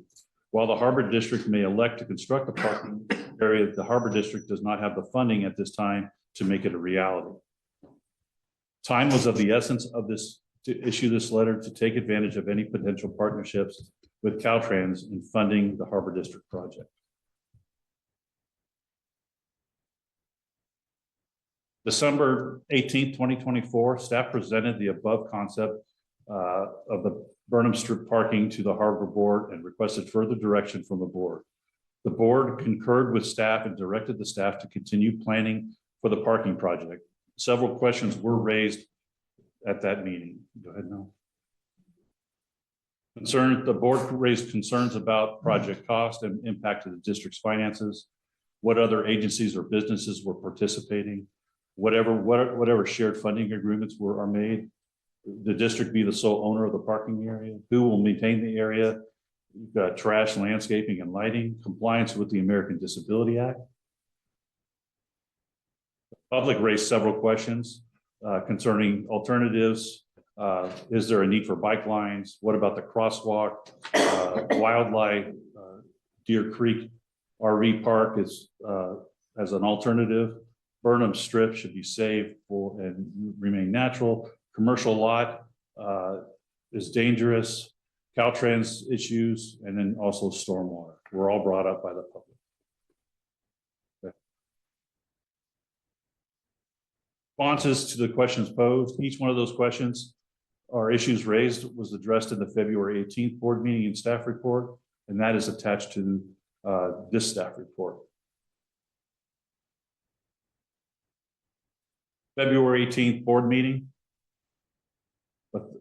Authority to issue a request for proposal. On February 18th, 2025, staff went to the Harbor Board requesting permission to issue a request for proposal for the design, engineering, permitting of Burnham Strip parking project. Specifically, the San Mateo County Harbor District requests proposals from qualified proposers to provide design, engineering, public outreach, permitting, construction, management services for the Burnham Strip overflow parking project, a project to improve recreational access to the San Mateo coast. The district intends to create a new parking lot and green space area in order to accommodate overflow vehicle parking caused by a high number of users at Pillow Point Harbor, launch ramp, local restaurants, retail businesses, and public beaches. to include Surfers Beach. Therefore, the district is currently requesting qualified firms or individuals to submit designs, engineering, public outreach, permitting, and construction management proposals for consideration. The board authorized staff to, our general manager, to issue that request for proposal on the Burnham Strip parking project, and it was issued.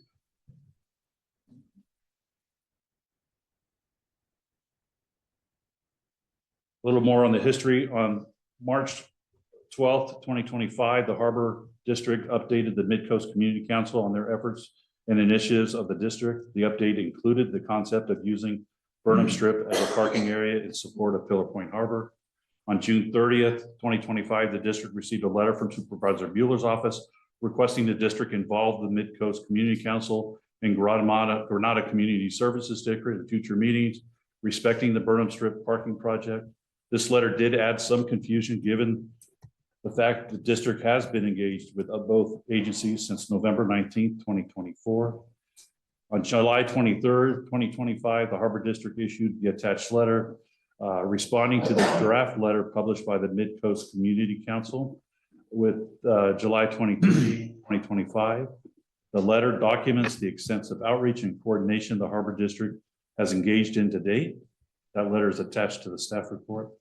On August 13th, the Mid-Coast Community Council approved a letter regarding what they defined as a critical issue that lies in the jurisdiction of multiple government agencies. That letter is attached. No input from the district's July 23rd letter was considered or incorporated. In fact, the chair of the Mid-Coast Community Council acknowledged the letter verbally from the district and noted the letter read, and it's quoted, blah, blah, blah, and simply appeared to disregard the entire letter in its entirety and enclosures. August 20th, at the regular scheduled public meeting of the Harbor Board approved the following motion.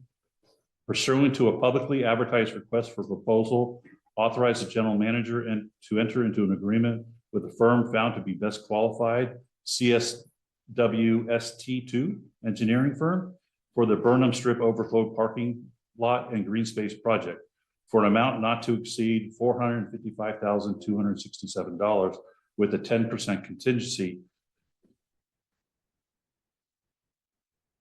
in the event there is no need for change orders due to unforeseen challenges or additional work found needed, and authorize the general manager to issue the change orders up to the contingency amount and approve the increased capital expenditure appropriations of $500,794 to be funded by available working capital. October 27th, the Harbor District was invited by Senator Becker's office and Supervisor Mueller's office to make a presentation on the Burnham Strip parking project, now the Pillar Point Surfers Beach safe parking project, at a public listening session. Though this meeting was advertised as a listening session for both the Caltrans State Route 1 project and the Pillar Point Surfers Beach safe parking project, the Harbor District email was listed on the announcements to receive all written public comments, and the district was the sole presenter. The presentation by the general manager was presented to and pre-approved by the Board of Harbor Commissioners. Both the presentation slides and written script are attached to this staff report for your review. Following that presentation, Supervisor Mueller opened up the floor to public comment. Comments at the listening session were primarily from El Granada, 21 of the 37 commenters. Remarks focused on no need for parking, historical nature of the Burnham Strip, traffic and traffic congestion, residential traffic and parking, safety of keeping those people out of El Granada neighborhoods, evacuation routes and safety, and no parking studies being done. Many of the attendees supported the general idea of a parking solution on the west side of Highway 1. Another interesting issue that was noted was the fact that public comments did not pertain to what the district was actually proposing. Based on the public comments received at the listening session and in writing, there are a lot of rumors and false information being spread throughout the community with respect to the project. It was rumored that the Burnham Strip parking area would be turned into an RV lot, allow large commercial trucks and semi-trucks, allow our tour and school buses to park there, be open and active 24 hours a day, require access from Avenue Alhambra, not comply with Dark Sky International standards, allow the unhoused to take up residence, bring those people, non-El Granada residents, into El Granada, have no security, be full of trash, be made non-permeable asphalt, won't be maintained, and not take public comment into consideration. None of these issues are true.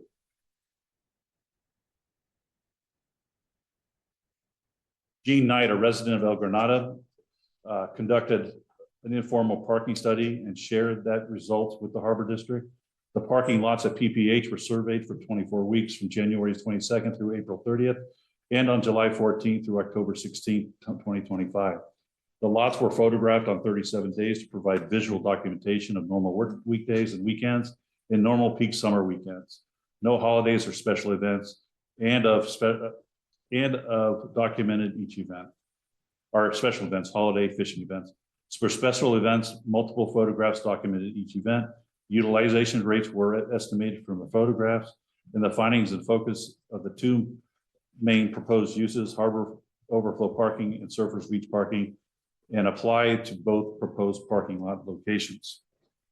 Gene Knight's main observations included harbor overflow parking was related to truck and boat trailer overflow during 3 key fishing events for a total of 5 days. No car overflow was observed from the harbor lot, although cars were observed parking on Highway 1. The parking appeared primarily from Surfers Beach, the fishing pier, businesses south of the harbor, and people pulling over for the view. Even when Highway 1 was observed densely parked in the harbor lot, often had ample parking.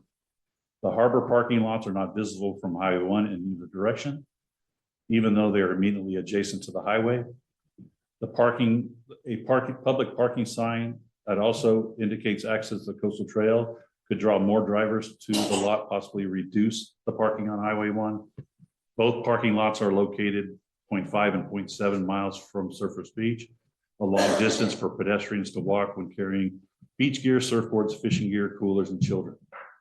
If the lot either proposed location is accepted to fulfill Caltrans' obligation for providing Surfers Beach project parking, it could paradoxically eliminate the possibility of meaningful Surfers Beach parking. Very appreciative of Gene Knight and taking on the initiative of conducting this informal survey and sharing the results with the district. It's important to note that the Knight study did not take into consideration the minimum number of 40-foot parking spaces required by the Division of Boating and Waterways, the permit parking lots in support of the fishing fleet and the other slip holders, the 2-hour parking spaces in support of the commercial tenants of the harbor, and the ebb and flow of the parking demands based on the time of day. The Knight study also supported the problem statement that at times the parking demand does actually exceed the capacity. Staff's initial idea, going back to that original idea from staff, involves several parcels on the northern end of Burnham Strip, 2 owned by the district, 2 owned by private interest, the property under the authority and property under the authority in County and South Caltrans. The idea included transforming the area into a parking area and green space to include walking trails and benches. Why the Burnham Strip was considered? Staff considered the Burnham Strip as the initial parking area because the Harbor District owned parcels on the strip. Those parcels were undeveloped and the district had no immediate plans for those parcels. A parking lot on the Burnham Strip based on its location would support the launch ramp, Hotel Beach Coastal Trail, GCSD's Burnham Park Project, Caltrans, Sam's Chowder House, and the community. It is zoned. The Burnham Strip has its own special zoning as EG. And the purpose of that is to maintain a special, to limit the actual use of the Burnham Strip and to specific items to keep it open. And two of the approved items under EG is linear parks and trailers and public parking for Surfers Beach.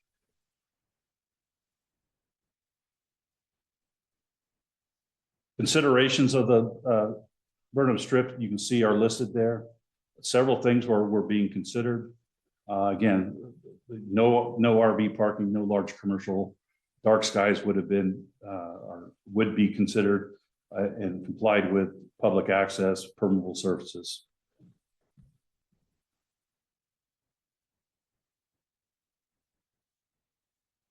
However, as we worked the project and followed the process of developing the Burnham Strip project, we did run into some issues. Because the district does not own two of the private lots, the option being for the Burnham Strip only includes one of the larger lots owned by the district. And for the awareness of the board and the public, the two private parcels, again, their initial asking price for one parcel, one of the parcels was beyond the available assets of the district to cover. However, the property owner has reached out again to the district and indicated a willingness to negotiate the asking price, and this may be an option if the district decides to either exercise option 2 or 3. Substance of the presentation. The key consideration driving this is, again, co-site parking needs are a multi-agency and multi-party issue. The Harbor District is addressing a public need for parking in the harbor and we're not alone in this issue.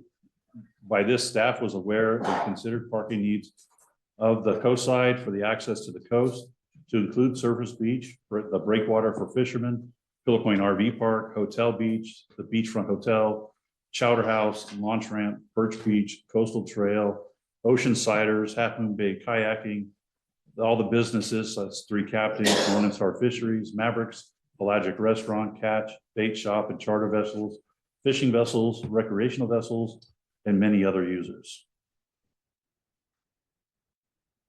The intent of the district was to create a new parking lot and green space area in order to accommodate overflow vehicle parking caused by a high number of users at Pillow Point Harbor, Launch Ramp, local restaurants, businesses, public beaches, to include Surfers Beach.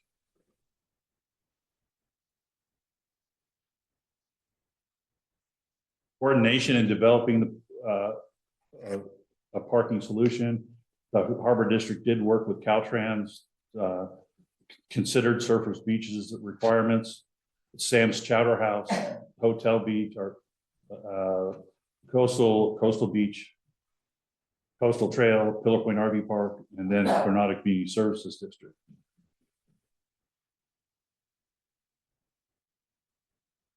While the RFP directed CSW to engineer, design, and permit the parking area on Burnham Strip, they did not approach this project in a vacuum or with blinders on. CSW is fulfilling the requirement of the RFP, but also looked at other district-owned properties that could also address the parking needs of the Harbor District. Staff supported this approach to ensure the Harbor District Board of Harbor Commissioners and the public had a full range of options to consider and comment on. Following this approach, CSW identified 4 possible solutions. Option 1 was a highway parking on the highway shoulder outside of the bike lanes. Option 2 is Burnham Strip with access from Avenue Alhambra. Option 3 is Burnham Strip with access from Highway 1. Option 4 is the launch ramp properties on the west side.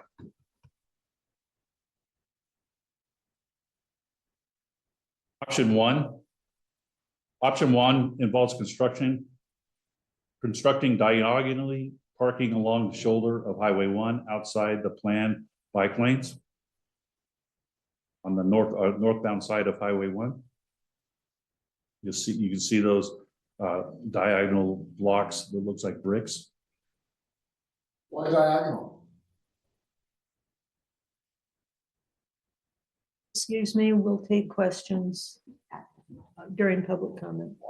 Property is, however, with option 1, It's option one is not really realistic to the district, given it cannot accommodate oversized parking spaces, i.e. the 40-foot truck and trailer parking. Which is one of the main purposes of the safe parking project. The property is also not owned or controlled by the Harbor District, and the safety of the parking on the edge of the Highway 1 remains. Staff does not recommend further consideration of option one by the Harbor District to address the parking needs of Port Point Harbor. Option 2 and 3 involve the same parcel on Burnham Strip. Again, it's a single parcel owned by the Harbor District. Does not involve the 2 private lands or the smaller parcel owned by the district on Burnham Strip. Option 2 involves construction. Did I already do? Skip option 1. That's a typo. Option 2 involves construction of a parking area on the district-owned parcel on the Burnham Strip with the entrance from the Avenue Alhambra. Option 3 involves the construction of a parking area on the same district-owned parcel on the Burnham Strip with the entrance from Highway 1. Both parking lots are very similar in their makeup, just the entrance has changed. Burnham Strip, both option 2 and 3 are viable options, and have, of the 2 options, option 3 would reduce the number of vehicles entering El Granada.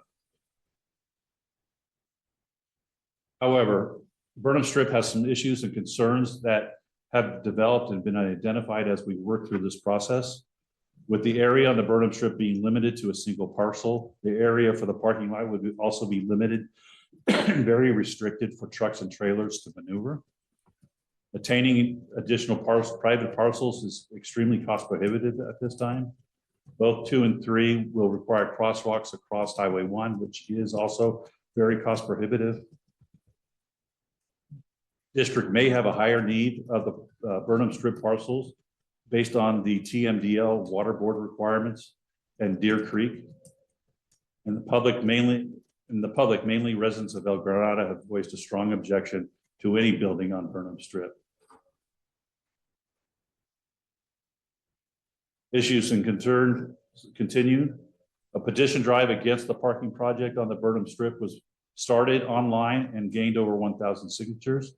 However, the petition drive did use false and misleading information in describing the project. For example, it states the San Mateo County Harbor District is planning to build a maximum capacity parking lot and a crosswalk to Sam's Restaurant on the north end of the historic Burnham Strip across from Sam's Restaurant. This statement is false, and the initial plan was to develop a parking area that included open space, the Ohlone Trail extension, natural landscaping, walking paths, and benches. The Harbor District was not looking to build a maximum capacity parking lot.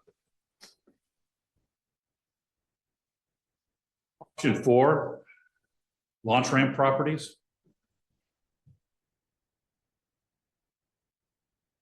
See where it's located up in the yellow highlighted area above the launch ramp next to Highway 1 on the west side. Launch ramp property is located on between parking lot C3 and Sam's Restaurant. Was not initially considered by staff based on the direction the property had was not initially considered because the property had no revenue producing purpose at this time. However, after reviewing the consultant's initial suggestion of using a launch ramp properties, staff recommended adding RV spaces along the west end overlooking the harbor. With the RV spaces, the lot would be revenue generating with a potential income to the Harbor District of $410,000 to $615,000 per year, while providing the overflow parking needs for the launch ramp harbor. Next slide. The parking spaces in the middle are currently marked on the diagram as single car parking spaces, but they'll be designed to be drive-through. So when the launch ramp does exceed capacity, those parking spaces would be modified, transitioned into 40-foot parking spaces to accommodate trucks and trailers from the launch ramp.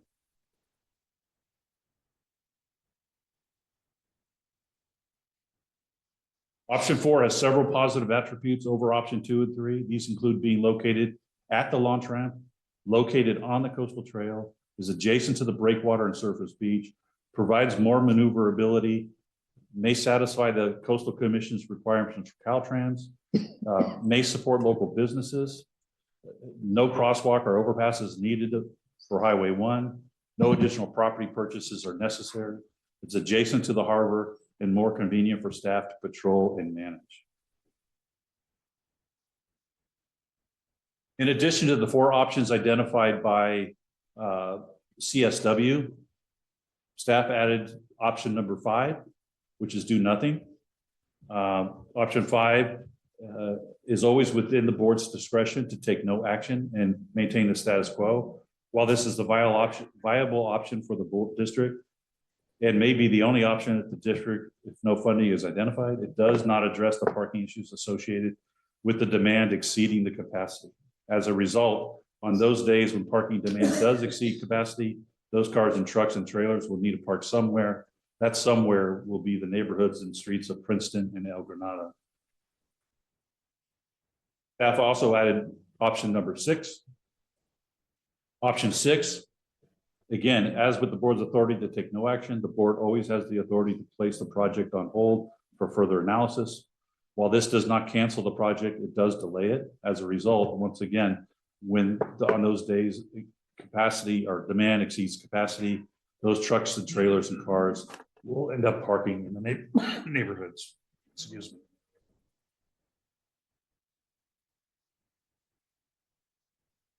Again, staff is not asking the board, and because of other legal requirements, the board should not select a direct staff to execute any specific option with respect to actually building it or making a final selection that's what the district will do. What the staff is looking for is direction from the board on which option to pursue through the normal process of engineering, design, permitting, workshops, public outreach, studies. And once all that's completed, then we'll come back to the board for the board's final evaluation and decision if that's the project that we will do. If the board, because of the challenges on the Burnham Strip with the properties and being so tight for trucks and trailers, it may not be the best option. So option 2 and 3. Option 4 is the staff's preferred option.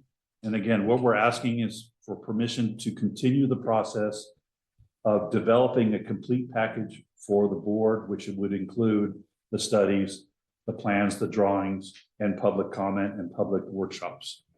No decision is being requested for the board to say option 4 is we will be doing option 4 with actual construction of a parking lot or any other type of structure on that land. One final issue is a lot of the public comment has come up with taking the current Pillar Point RV leasee and terminating that lease and converting that RV park into a public parking lot.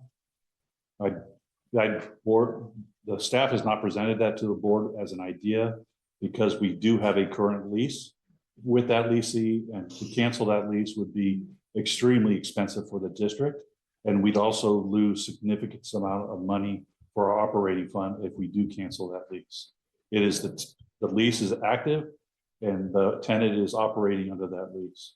Also, the tenant and the district is in full compliance with the CDP for that property to include the signage plan, which was approved by the Planning Commission and issued in the CDP, and the parking plan that was approved by the Planning Commission and included in the CDP. We'll mention that some members of the community have been going down to that parking lot and have aggressively engaged with the host for that RV parking lot and was requested to leave and disturbed our tenant significantly. That complaints were filed with me. And it's just inappropriate for people to go down and interfere with our tenants when they're on their property legally and conducting themselves in accordance with the CDP. Barring any questions, that's my report.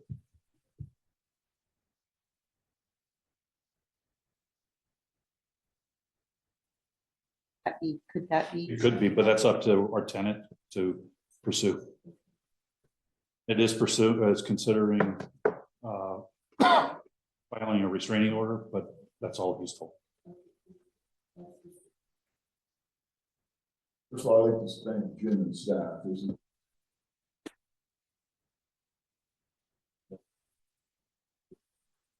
I think we as the Harbor District through Jim and the staff did a good due diligence, if not more so, in trying to coordinate with everyone. So the little challenge that I have is I have not seen any kind of Harbor said goodbye and we have no money, we're not doing anything. What were their options? Have we seen anything like that? Perspective that Caltrans is just an opportunity. I understand that. That's what we did it for. And if we can take advantage of that, it'd be great. If not, we don't care what they do. Our main purpose is to provide parking for Pillow Point Harbor users. If we can take advantage of it, what Caltrans ultimately does is up to Caltrans, and we have nothing to do with it. But as part of talking with them and trying to work this problem together, have we? No, county hasn't been involved. I've been briefing the county, but they haven't. But again, thank you. A lot of work. I know staff, you have a reduction in staff.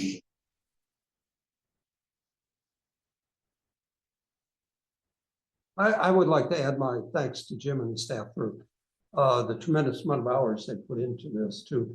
And the listening session, I had heard that there was a deadline of November 14th for Caltrans to do Yes. something. Do we know anything? No, that's completely between Caltrans and the Coastal Commission. Obviously, they have not shared anything with us. It doesn't have anything to do. We're not involved with it. Right, but I think we're looking at the opportunities of getting potential partners, and that's kind of a piece of the puzzle, which would really be nice to have. Yes, I agree. At some point here. But again, from my perspective, is the Caltrans being able to take advantage of what the district is doing is a side benefit of the project. It'd be nice to have because it comes with funding, but if it doesn't, we still need to address the parking needs of the Surfers Beach restroom and green space and coastal trail area and the launch ramp and the harbor. Right, and I think it'd be good to have have our planning as far along as possible so that when Caltrans says, well, we need to make a decision, there's an easy answer. Oh, we can just partner here and solve our problems. Right, and they haven't told me if the parking lot, if at the launch ramp properties would meet their obligations under the Coastal Commission. They have indicated that if we build on the Burnham Strip, it would. So it only makes sense that if we move it closer, my assumption is that it would meet, but I don't know that for that. And again, it's not a driving force, it's a side. Yeah. So Jim, thank you for this really thorough report. I just wanted to these are my observations. I mean, unfortunately, I couldn't make it to the public session, which I know that we supported financially. Yes. For the benefit of the public. So I just want to say that I appreciate the public's input, but I also want to say that there are people who have reached out to me who are not in this room. So I want to take into consideration their input as well to support the parking. But I also want to say, Jim, that you and our staff have done a really great job in making sure that the Harbor Board participated in public dialogue and not only participated, but actually took the initiative to, go to the MCC with the letter. So I think that both formally and informally, right? I mean, you were open for informal questions from the public, good or bad, that's our job, is to take in public comment. I also appreciate what you said about the parking study, and I just want to emphasize that the information that we have and the studies and the things that we've done, I mean, not studies per se, but just the information that our consultants have worked with, giving us, they comply with the law. And I think it's important to make sure that we have compliance, and that the informal studies we have do not comply with state statutes and it's something or other laws. And I think it's important, considering that we are under scrutiny by not just our public members, but the Coastal Commission law, that we, make sure that all of our I's are dotted and our T's are crossed. And I think you have done a really good job. And I also want to thank you, Jim, just so that the public knows, the reason that there were updates to this particular item was my fault. Actually, I wanted to make sure that the board and the public knew and understood the breadth of the choices that were available, which includes do nothing or put the project on hold. So those were the actual 6 choices. So with my prodding and Catherine's blessing, we were able to add those 2, just so that there are no assumptions made that these are other choices that are out there as well. So thank you, Jim, for doing all of that. And I really appreciate the public's communication with us. But I don't agree that we have not been listening and that we have not taken public input. That's just simply not true. Thank you. And, Tom, do you have a comment? Yes. President Carter, to Commissioner Chen Corrali's comment, yes, there were public comments written and verbally in support of the parking project. They are closed into the staff report with all the other public comments. So the majority of the comments were against the parking project on the Burnham Strip. And then George. Okay, so as a waterman, I find the Jean Knight parking study very deficient. I can't say it was designed to arrive at a preordained conclusion. I can say it doesn't take into consideration fishing seasons and events. Should a salmon season occur, there will be numerous days in April and May when the parking lot will be plugged. We can't say when tuna are going to arrive. It's unpredictable, and we've seen already in the past this year, parking all over the highways. The district is adding events. I didn't see recognition of the numerous events that the Harbor District's adding that would cause a lot of parking. So there's no recognition that this is a harbor and a marina. That implies that there should be consideration of fishing seasons and activities. What is the Dungeness Crab Task Force and the Department of Fish and Wildlife going to say about crabbing? What about the people that come in for whale watching and the other things? We need parking. Speaking of needing parking, if you read the El Granada, whatever that's called, the permit, what's permitted at Burnham Strip, every single one of those issues that's listed in the El Granada document requires parking. So you could say, well, we don't want a parking there. Well, if we have a 2-story building that we could possibly build for a science center, public room, or anything else, where are the people going to park? You can call it a trail. Somebody walking on the trail. Where's the person walking on the trail going to park? The slide summary talking about the El Granada permitted uses doesn't cover every single event that's up there. I do agree with Commissioner Chen Corrali about the public dialogue. We've been presenting this as an open matter, public meetings, seeking input since way early 2024, possibly before that, because the parking issue has been going on a long time. And the fact that parking hasn't been totally, people haven't gone out and had the highway patrol tag people, that's by the luck of the draw. One thing about Waze and Google Maps already direct traffic into El Granada. So this thing about saying that we're going to create more traffic, that's the red herring, the false flag. Additional traffic is going to be coming in regardless of parking on either side. Our traffic study that we said that I just said was deficient says that it's rarely used. So you can't say that parking on Burnham Strip is going to cause extra parking in El Granada. Those reasons and others, and taking into accommodation everything here, I'm going to support option 4. Thank you, George. First of all, I want to give a quick shout out to Gene Knight. Thank you so much. Taking on this information. I'm not saying it's all correct or all wrong. I'm just saying it's a lot of effort, and thank you for that. And I think any bit of data we get will be useful. Yes. So again, thank you for that. The other question is, well, where are we now in terms of like option 4? Do we need to do any more data collection and evaluation? Is there any funds left over from the money we approved for Burnham Strip? Yes. That can then be now applied to do a little bit more information on the some environmental challenges, whatever challenges, a little bit more data for option 4. So if option 4 is selected, the board is authorizing. Pardon me? Option 4 up on the board this summer. Option 4 is the launch, parking up on the launch ramp properties, or parking lot up on the launch ramp properties.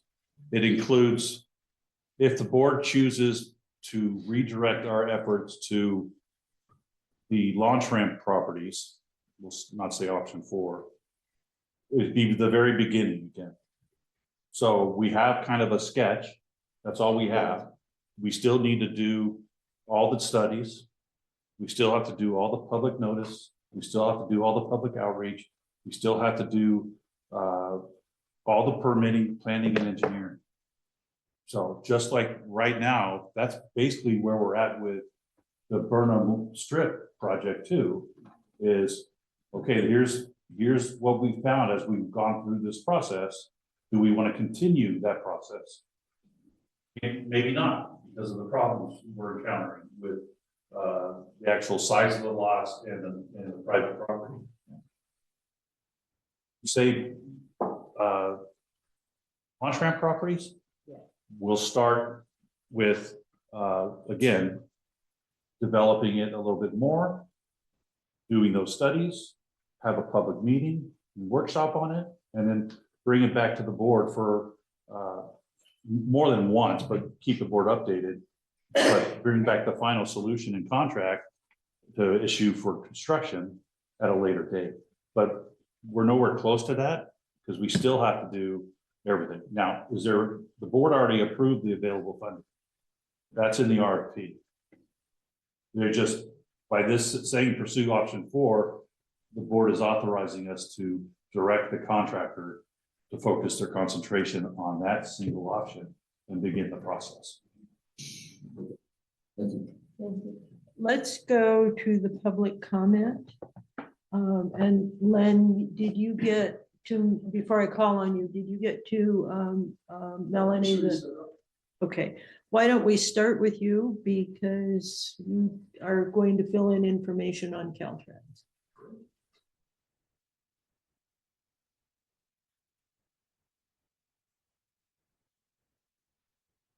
I'm Lynn Erickson. I'm currently a resident of Los Altos in Santa Clara County. Up to 5 months ago, I lived on El Granada on a house that overlooked the Burnham Strip and was active in government and other project activities there. So I have a good background there. So that's me. I want to make this fairly short. If you could go to the next slide. Basically, you've talked about what are the agencies doing involved, the county, Caltrans, the Coastal Commission. I remain in contact with all of those. Basically, you are correct. On the 15th, Caltrans had a deadline to bring to the commission something, and then talking to them, they're a little bit delayed there. It may be a week or two before they can do that. Okay. Also, in terms of the city, the county, I should say, has parking plans and trail plans as well. Those are not on a priority for this year. We're not really exploring that. Whereas you've been active with Caltrans, I don't believe, although they've met, they haven't actively pursued Caltrans to propose something like you have, but they have had discussions. So basically what you have now is the commission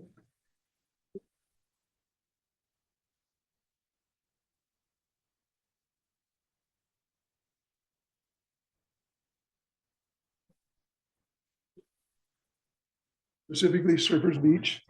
And they also had to look at the longer term plans going on. So in fact, when you talk about Caltrans, you need to think about two things. One is, what's the plan? We'll just call it the 75 parking spaces, a little bit more than that. And what's the longer term plan? The longer term plan was supposed to be reported to Caltrans, to the commission in June of this year. It's still delayed. They're hoping to get it out by the end of the year or early next year. But of particular importance is that would really deal with the entire space between Coronado and Capistrano, as well as many other parts, but basically looking at that from a long-term perspective. The problems you have on the Burnham Strip are, and let's go forward. Okay. Give me more and I can show more. What do you think, board, what do you think? That's fine. How Okay. much longer is this? Okay. Yeah. Okay, so Surfers Beach, this is Surfers Beach in 2000.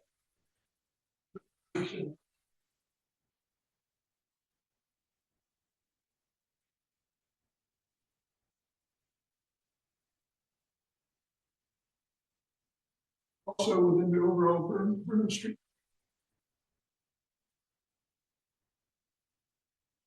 It's available on the east side of the highway. Next slide.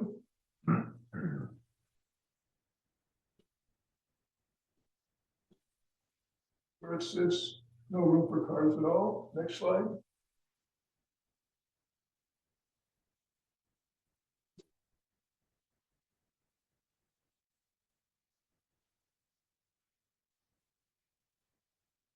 Structures that have been there forever. Next one.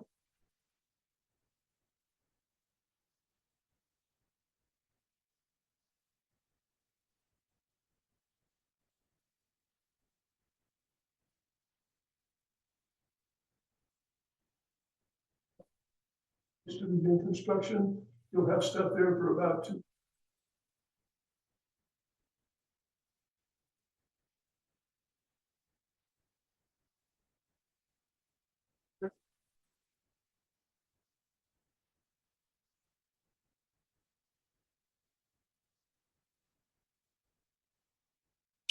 Equaled your volume.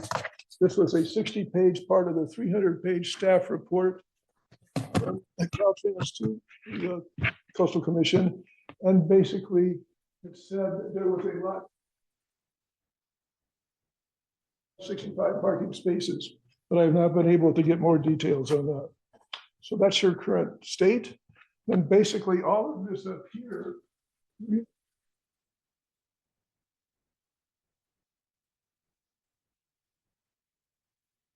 says to look at this area as a whole.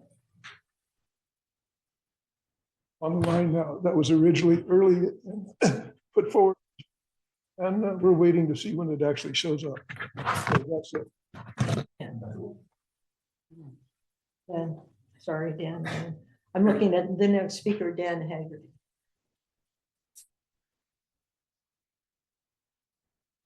And Haggerty, El Granada, 35 years, used to be 13 years on the Mid-Coast Community Council, not on anymore. I'd like to advise council to vote for option 6.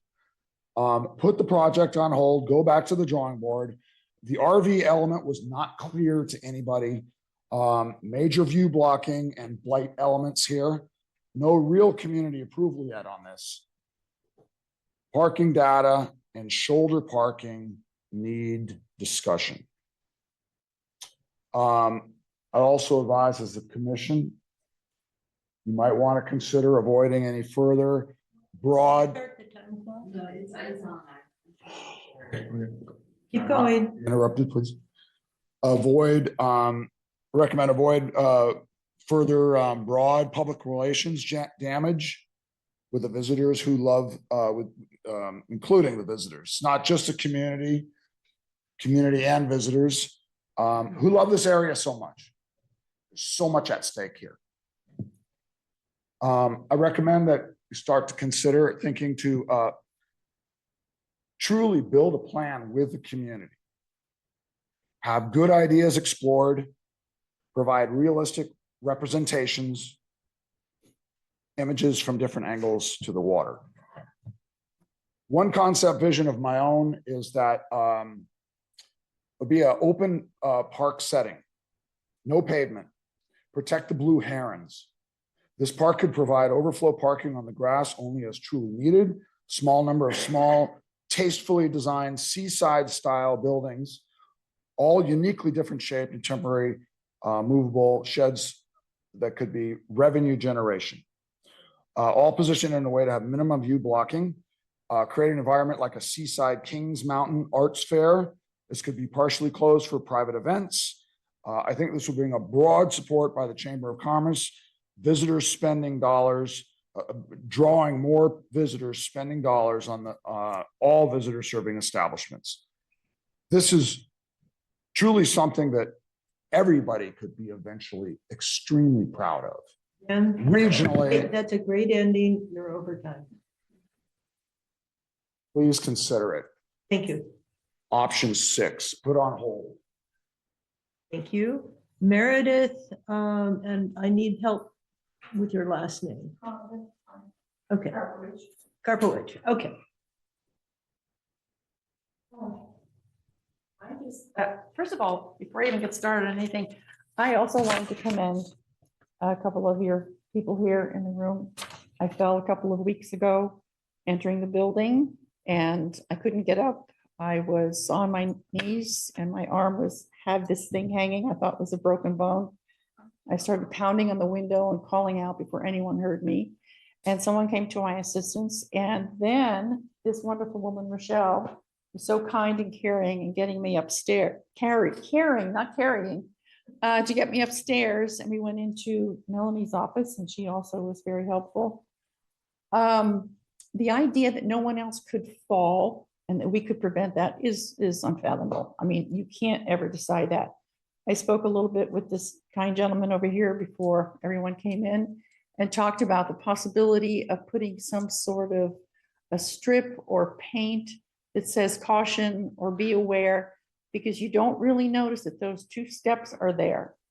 And the other thing about it is, Let me break in real quick and just say, if you go, when you leave, you'll see it's already been done. I came in this morning, I didn't see it. During this meeting. I received a photo.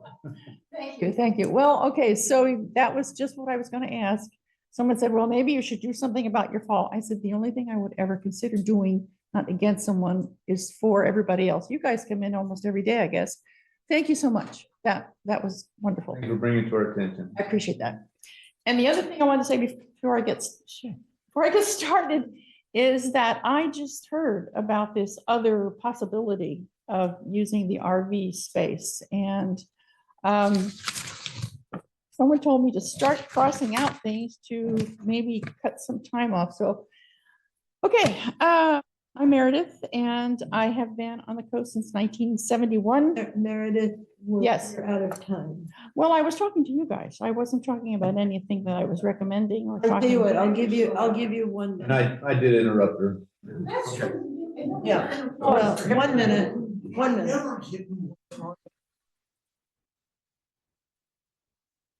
Never get 1 second more.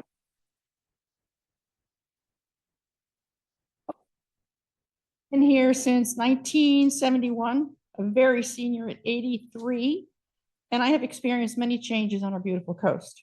I am not opposed to any kind of development, but I'm definitely opposed to using Alhambra as any sort of access to anything. And I preface that by saying I considered safety, security, and sensibility. Safety. Children have walked El Granada for many years to 3 different schools. Seniors handicap cross Alhambra to reach the bus stop. That's kind of scary. Are we having cars versus wheelchairs? El Granada School, the FFA kids from the high school bring their animals for exercise. Riders on horseback still use El Granada and Alhambra Avenue. Security, what were the hours be? Would you have low lights or high lights? Who's in charge of cleaning, monitoring? What sort of illegal activities would be there and how can we avoid that? Sensibility, no more traffic. If need be, lots, 2 smaller ones on each end where there's already a crosswalk, turn right off of Highway 1. I'm watching. Shuttle, beach, restaurant, and harbor. Has anyone ever considered the pink residence that's on that lot next door? If you look at it, I believe their property line is in the middle of the proposed lot and their property. What would happen to their lives? Would they have noise and everything going on and the property value drop? Is this really for the benefit of the park? And is this really a legacy that the Burnham family would want? The last thing is a little bit of pride. Down for 3 seconds. Oh, you just interrupted me and I was watching. In 1977, the Arts and Science Day was started in El Granada. That still goes on today. In 1978, You're out of time. okay, Thank El you. Granada School Wrap it up. was voted the most outstanding unit in the state of California for the coordination of the school, the students, and the seniors to put Thank you. together a wonderful I'm program. going to ask Janet Breyer to Thank come up now. Thank you. For information from the outside, they're not hearing the sound on Zoom. Other people are reporting. They can't hear on Zoom. Thank you. Well, that's too bad.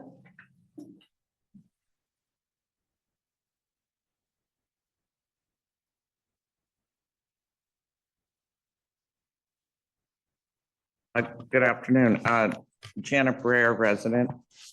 Just preliminarily, I spoke at the beginning regarding this pivoting and then of the meeting to today, and no one could hear me. And that's been reported and everybody acknowledged that. I think the volume was down. So I would respectfully request that I get additional time in light of the fact that no one could hear me speak previously. I do not, I'm a little confused. I'm looking at this proposal here today. It says what the staff is considering. For all the above reasons, staff is recommending to the Board of Harbor Commissions to elect option 4 and direct the general manager to work with the design engineer, et cetera, to move forward with option 4. I think at this point in time, we need to stick with option 6, which is this is premature. As discussed, or we just learned today, Caltrans has no plans. They haven't told us anything. They were supposed to tell us something in June. They have not. They were supposed to tell us something a few days ago. They have not. And there's no evidence that I'm aware of that shows the underlying premise that we need this parking, that this parking is required for the overflow. There's no evidence for that. We have one photograph on one day, and I believe it was the first day of salmon. It's misleading to say that this whole thing is driven by the need for parking. I think in part it was driven by Caltrans, and we don't have enough information for this. We should simply step back and see what happens with Caltrans so we have more information, and then we can make option 4 or whatever other option we want. So in general, I think option 4 is overblown.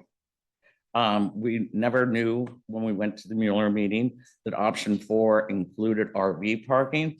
That's a whole new idea here because the harbor wants to generate revenue. Thank you. Wrap it up.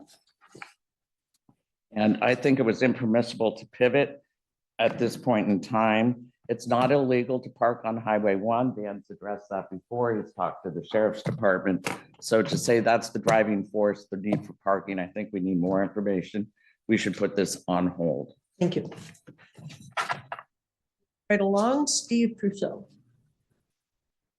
Thank you, guys. I'll try to make this brief. I'll keep it in my 2 minutes. I just want to say, like in the beginning, thank you for your continued funding of the search and rescue operations down at the harbor. I didn't say that the last time. That's really appreciated by the fishing community, the boating community, and just the general public.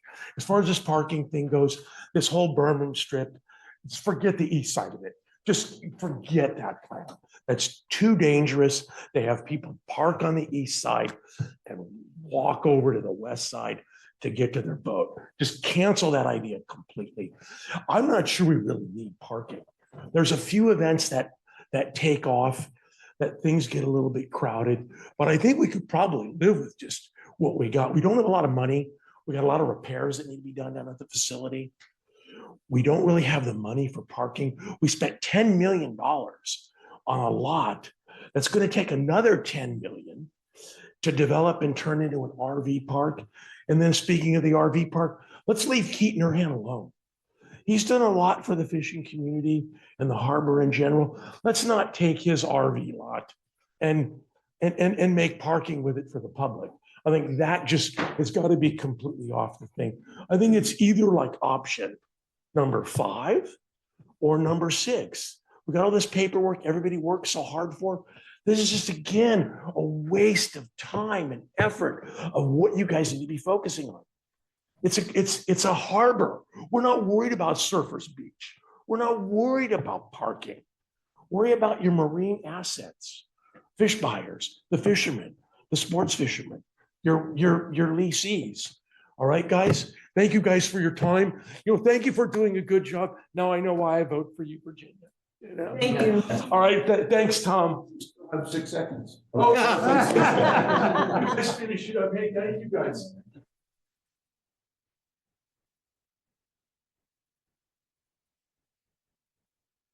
Georgita Bauer. Go ahead.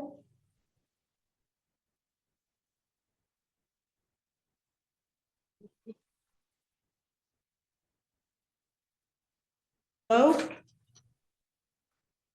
Can you hear me? Can you hear me? Can you hear me now? You need to speak more loudly.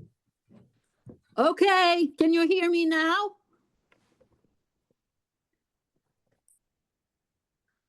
Can you hear me?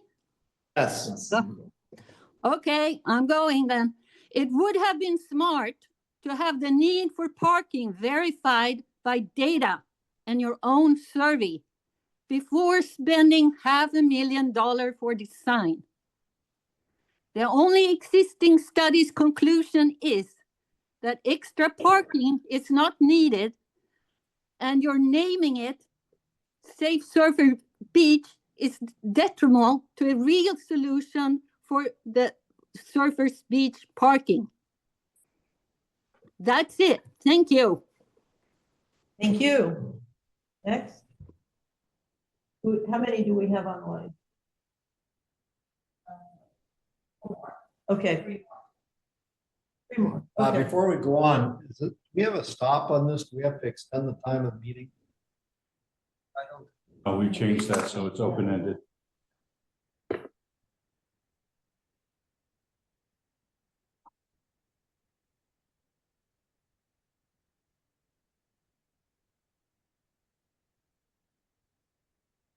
Good afternoon, Harbor Commissioners and staff. I'm Kimberly Williams, representing San Mateo County Chapter of Surfrider Foundation. Our chapter is concerned that the Harbor District has intentionally framed their parking lot project as primarily providing Surfers Beach parking, which isn't the case.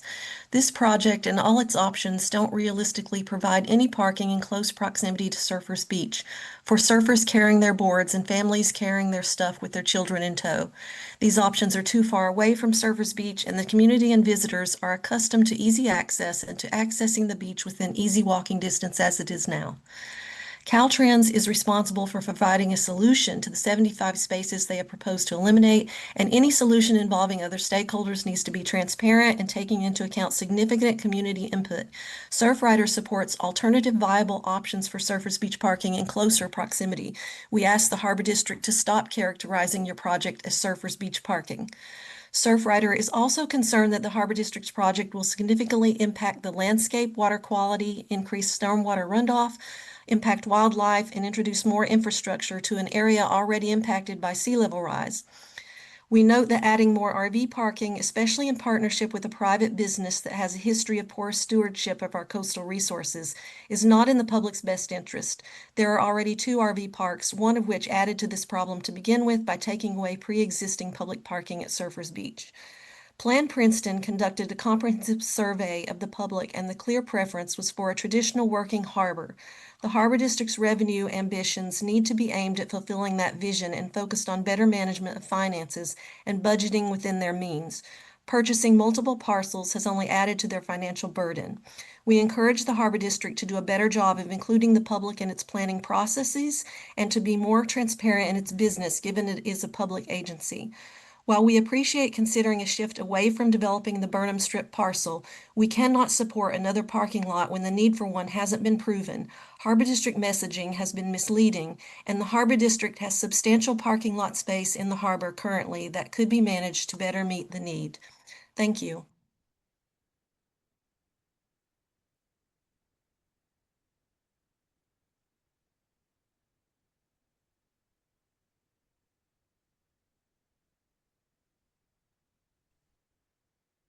Hello, I would just like to say that your audio is bad again. I didn't hear my name called, but I saw the unmute button come up. So I didn't hear Kimberly Williams' name being called either.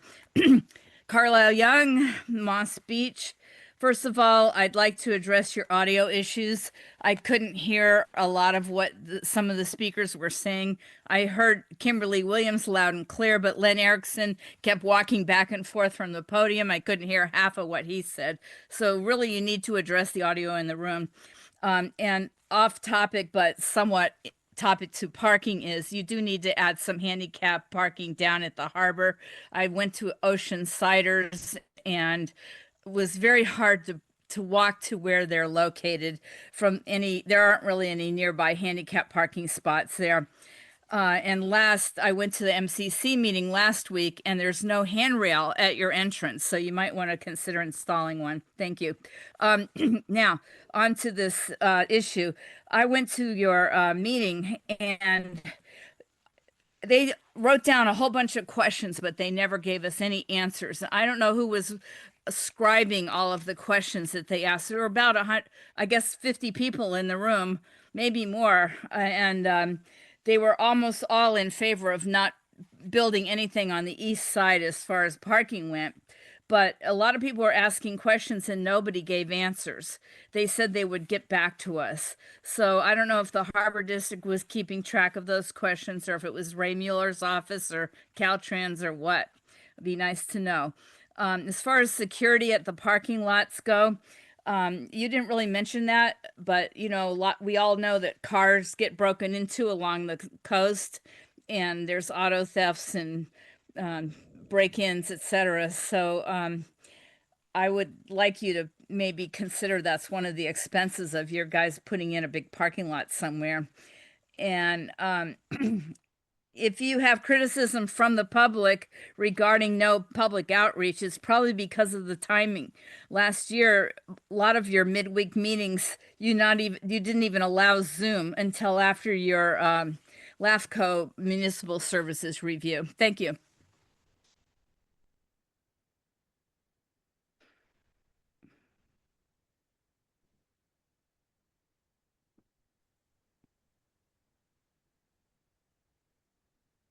I didn't hear my name called, but I have an unmute.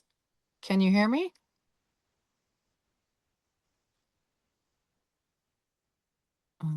Guess not.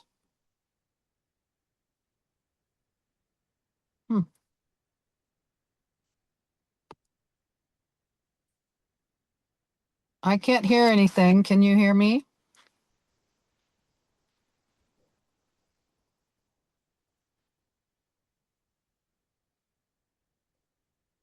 Okay, I'm just gonna talk and hope somebody's listening.